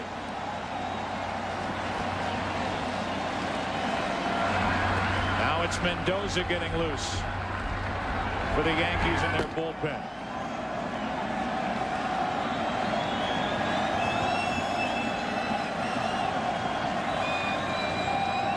The 3-0 to Husky. 3-1. The clock strikes midnight at Fenway. Tying run at the plate. 4-1 Yankees in the 8th.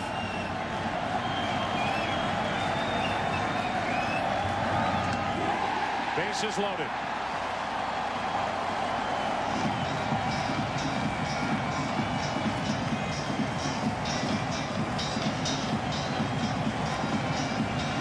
Have a runner at first base for Butch Husky. We just showed you the reason. Ladies and gentlemen, your attention, please. For the Red Sox, they're running for Husky. Husky is gone. Donnie Sadler will come in and pinch run. They're running for Husky. And they're batting for the Red Sox. And we will have another pitching change, and this is starting to unfold exactly like the 8th inning of Game 2. And who closed out the inning for the Yankees, shut down the trouble? The man who's coming in now, Ramiro Mendoza. Watson comes in for one hitter. He walks Husky. George Steinbrenner on the edge of his seat here at Fenway, starting to get restless.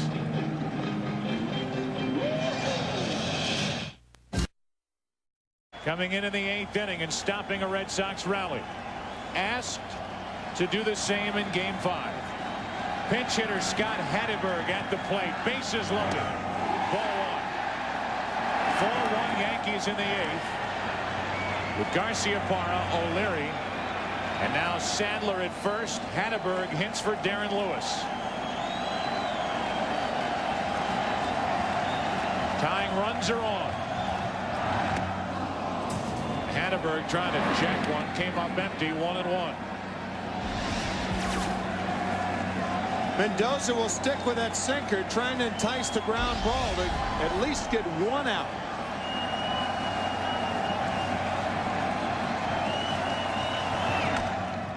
To the right side and foul. That's strike 2 on Hatteberg.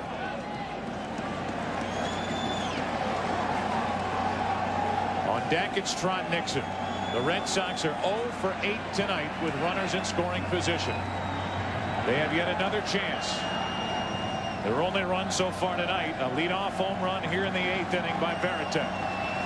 Then a double by Garciaparra, and that was it for El Duque.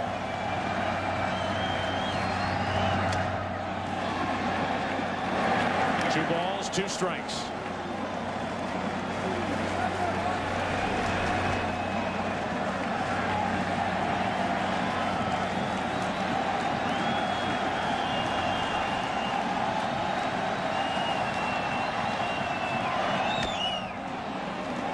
Stays up there.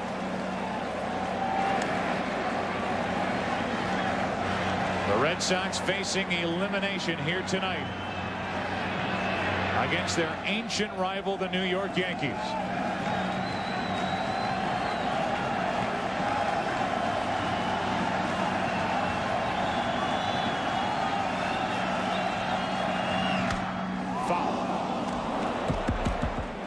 Donnie Sadler, the pinch runner on at first base for Butch Husky. Jimmy Williams told us he's the fastest runner on the Red Sox roster. A well-placed gapper, a ball hit down the line. As aggressive as Wendell Kim has been coaching third base, we may see Sadler try to score from first.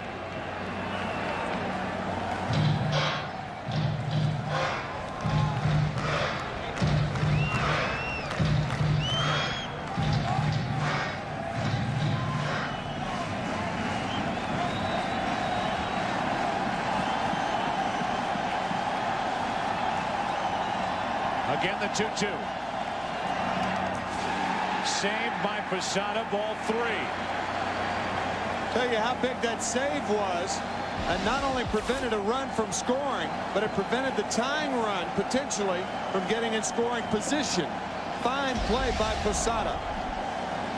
A particularly fine play because he was set up on the outside corner, and that ball nearly hit Hatteberg in the feet all the way across the plate.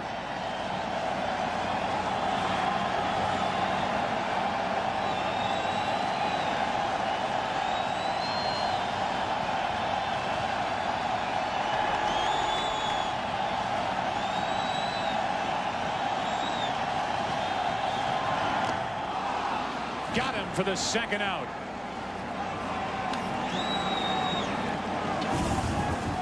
Looks like Jimmy Williams wants to argue that that ball hit the dirt before going into the mid of Posada.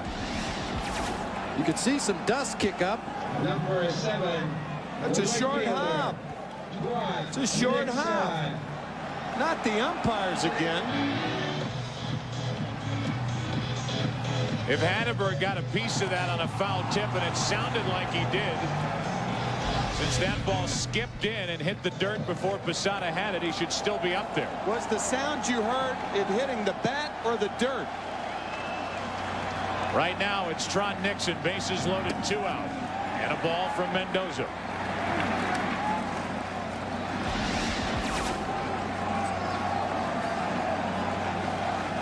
Looks like he swung over it there. Another good pickup by Posada and a good call. It appeared by Dale Scott. Nixon out in front. 1 ball, 1 strike.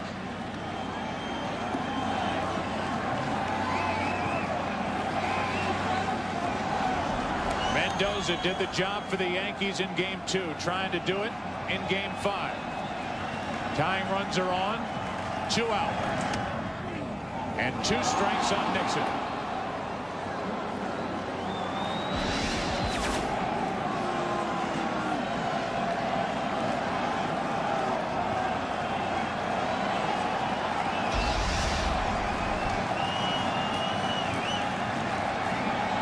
The 1-2. A pop-up third base side.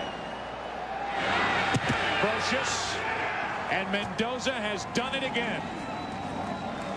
Ramiro Mendoza shut down a rally in the 8th inning of game 2. He shuts down a rally in the 8th inning here in game 5. Yankees up by 3. It's over in center field after the Red Sox pinch hit for Darren Lewis.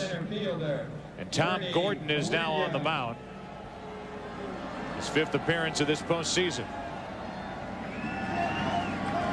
Ramiro Mendoza is becoming the story now. 8th inning magic again in game 5 after doing it in game 2 back in New York. Bernie Williams leads off against Gordon and takes strike 1. Ramiro Mendoza has gotten credit for the saves, but the real guy who should get credit for the saves, Ramiro Mendoza. Should say Mariano Rivera had credit for the saves.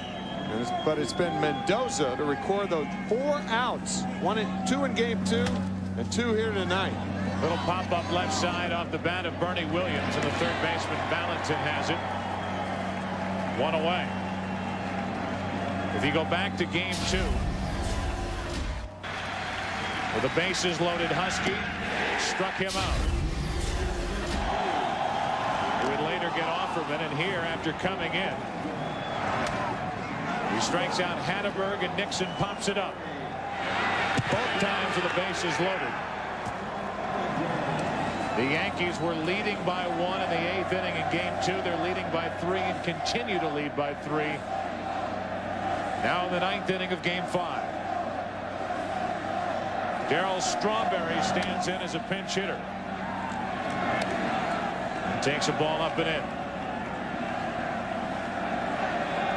Chili Davis was originally in this spot. Then the Yankees pinch ran with Bellinger. And now it's Strawberry.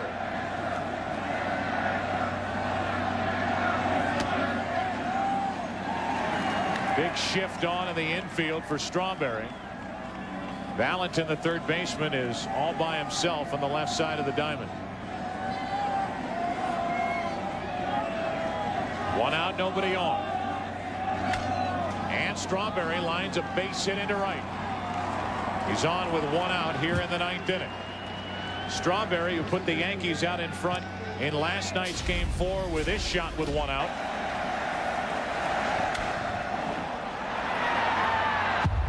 Gets a base hit with one out in the 9th inning of Game 5. Number 24, the first baseman. Say yes, baby.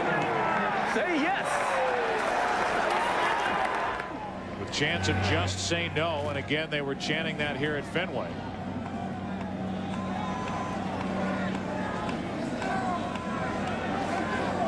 Strawberry last night homered, tonight singles, and he's lifted for a pinch runner. That's Chad Curtis.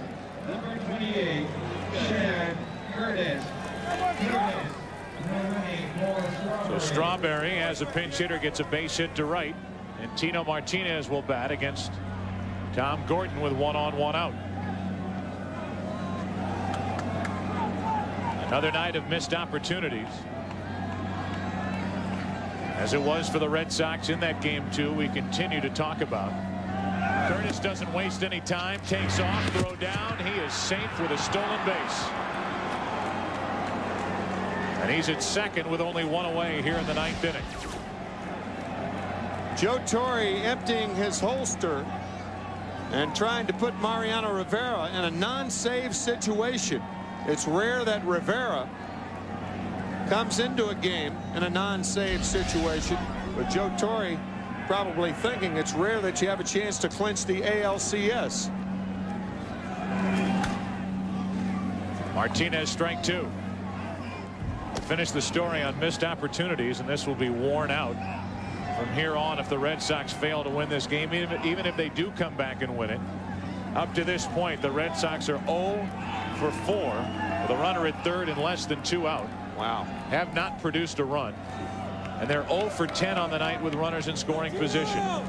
They've stranded 11.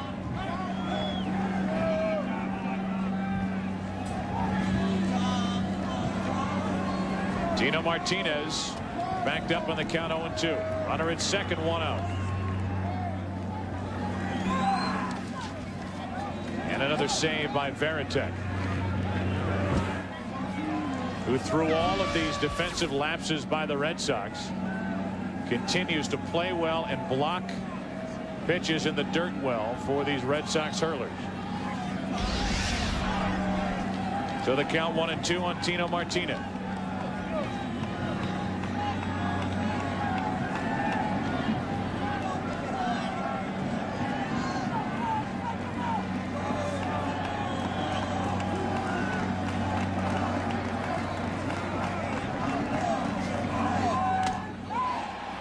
Martinez is gone, got a piece of it, fouled it into the glove of Varitek. 2 out. Be sure to stay tuned to Fox for your late local news immediately following this game. Those of you who want more coverage of tonight's game, turn to your local Fox Sports Net for Fox Sports News, except for viewers on the West Coast. We'll get coverage at the normal time. We're in the 9th inning of Game 5, and the Yankees are 3 defensive outs away from their 36th American League pennant. As Gordon misses high with ball 1 to Posada.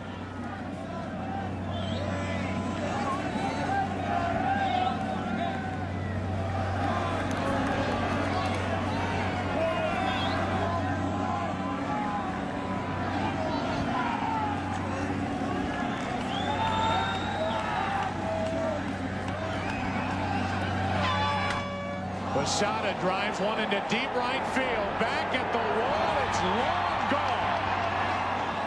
Jorge Posada with a 2-run shot. And it's 6-1 New York in the 9th.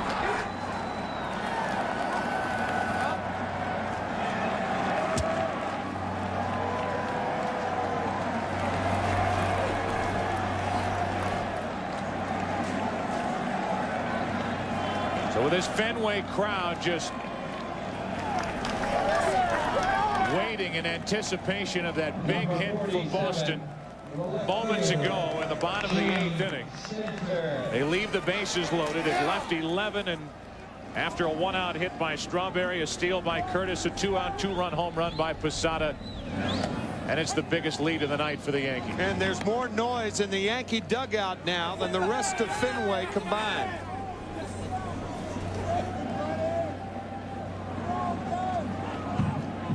Six to 1 Yankees in the 9th inning. 1 ball, 1 strike on Spencer. Did Posada ever tag this inside fastball from Tom Gordon? And did he know it? Yes.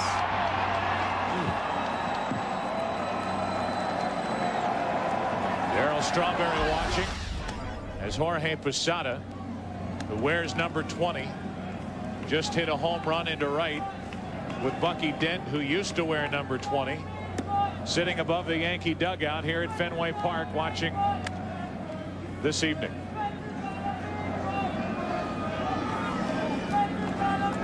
Two balls and a strike. 2 out, nobody on, 2 runs home.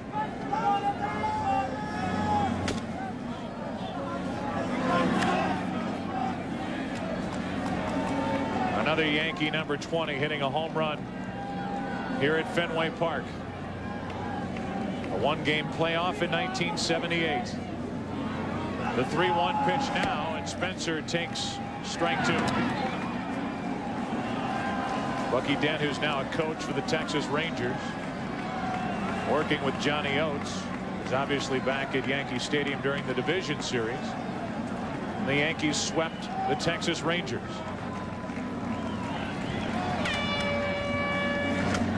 And now the Yankees are 3 outs away from disposing of the Red Sox in the ALCS, leading 3 games to 1. Here in Game 5, we go to the bottom of the 9th inning. Yankees up 6-1. Well, be sure to stay tuned to Fox for your late local news immediately following this game. For those of you who want more coverage of tonight's game, turn to your local Fox Sports Net for Fox Sports News. Except for those out on the West Coast, you'll get that at the normal time. And stay with us, because after this game, if it stays the Yankees in the lead and an eventual Yankee victory, we will have the celebration for you. The Yankees will make their return to the World Series to defend their title. Bob Brentley is down there. Steve Lyons, Keith Olbermann. There's a strike. And Mendoza, who had 3 saves during the regular season, will try to get a save here by finishing off the Red Sox in the 9th inning. 1-2 on Offerman.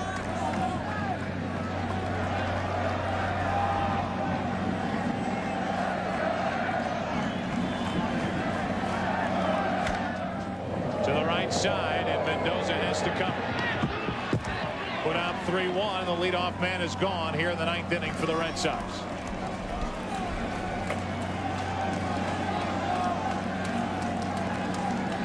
Boston had runners in the corners and nobody out in the first inning after surrendering 2 in the top of the first. Couldn't get a run. Were handed 2 walks in the second inning by Orlando Hernandez. Couldn't get a run. Had Nomar Garciaparra at second base with nobody out, eventually at third with 1 out in the 6th inning. Couldn't drive him home. And after getting the home run to lead off from Varitek in the 8th, loaded the bases and could not do any more damage. The chances were there. Tonight it's the Yankees who have put 6 up on the scoreboard and lead by 5. 2-0 on Valentin.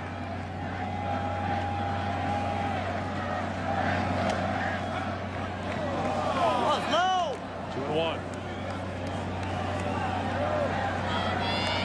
Valentin, who is a direct link. The Red Sox teams of the late 80s.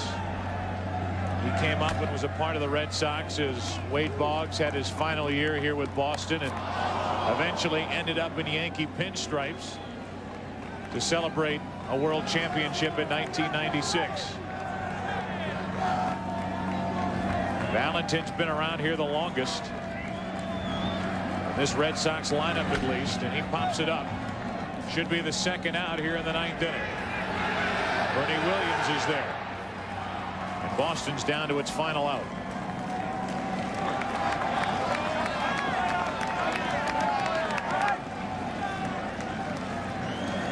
only one with an RBI, which was, by the way, his first in this ALCS. Jason Varitek is at the plate with the bases empty, 2 down.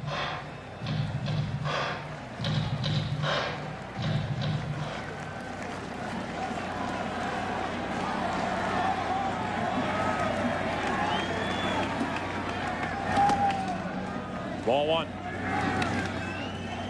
The Yankees, who have won 24 World Championships, 35 American League pennants, 1 out away from their 36th. 1 ball, 1 strike.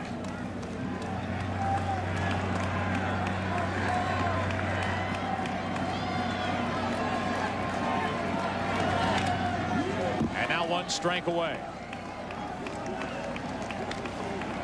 A date with either the Braves or the Mets on Saturday night awaits.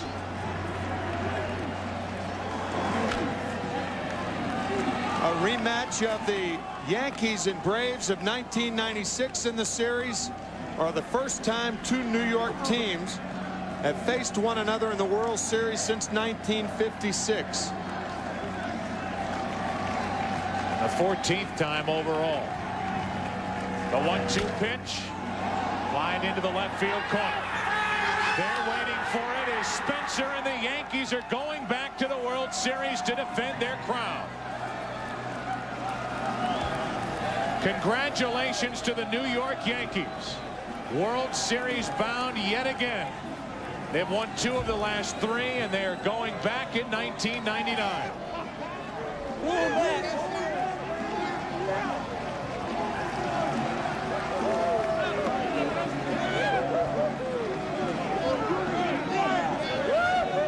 36th American League pennant.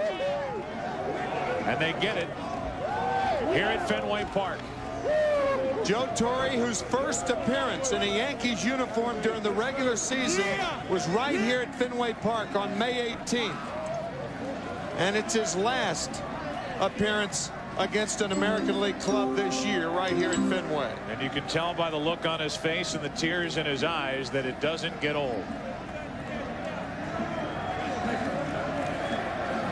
So congratulations to Joe Torre and the New York Yankees. Joe Torre diagnosed with prostate cancer on March 10th. Missed the first 36 games of the season. Came back here on May 18th.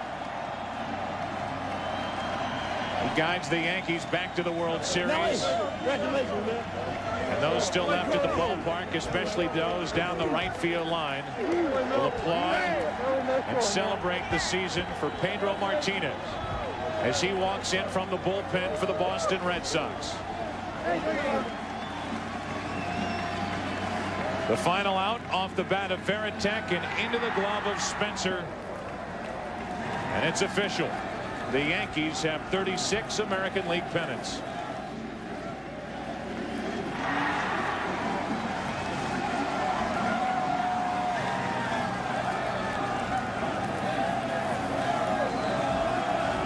And while we watch the Yankees celebrate, we go down to Steve Lyons, who's standing by with Derek Jeter. All right, guys, thank you very much. Got Derek Jeter here. And Derek, a huge 2-run homer in the first inning. You take this crowd right out of it right after last night. That had to be important for this club. Oh, yeah, we were talking about it. We wanted to score early and we'll give Duque a little bit of breathing room. And 2 runs, that's all he needed today. Now, when are you going to fall out of the tree? Because this is not what guys are supposed to do. They come into the league, they go to the World Series 3 out of their first 4 years. You got to feel great about your career. Well, it's going great. I mean, what can you say? I'm in the right place at the right time. You know, we played hard. We got a bunch of gamers on this team, and it seems like everyone wants to say we can't do it, but we continue to do it. Hey, going back to the World Series, I'm not going to ask you what team you want to face, but would you welcome a Subway Series for the World Series? I don't care. You know, right now we just want to enjoy this, and whoever we play, we'll be ready for them. Quickly talk about the job that your bullpen did. Orlando Hernandez will be the MVP, but the bullpen, you get this when you got a lead, they nailed it down for you. Mendoza tonight was awesome. Great job. I mean, what can you say? He did it in you know, one of the games in New York. He came in, it seemed like he was in a no-win situation, and you know, he pitched well. He's really the MVP of this game. Great job for you. Go in and get yourself wet. All right, thanks, man. All right, let's send it back to you guys upstairs. All right, Steve, and thank you to Derek Jeter for stopping by to talk. Paul O'Neill and the Yankee Ball Club, a very different team from a year ago. A team that marched through the regular season, and for the most part marched right through the postseason to a grand total of 125 victories. A different team, but a dangerous team nonetheless. And for a lot of reasons, it's probably more satisfying for Joe Torre and the rest of the Yankees this year because of all the problems they had earlier. Don Zimmer taking over the reins of the team until May 18th, and then Joe Torre returning triumphantly. But it was a tougher road to hoe this year. And for that reason, as you said, they could be equally dangerous going into the World Series against either Atlanta or the Mets. We'll take a break, come back, continue with a celebration for the Yankees. They win the American League pennant, a 6-1 victory in Game 5 over the Red Sox. Back in a moment.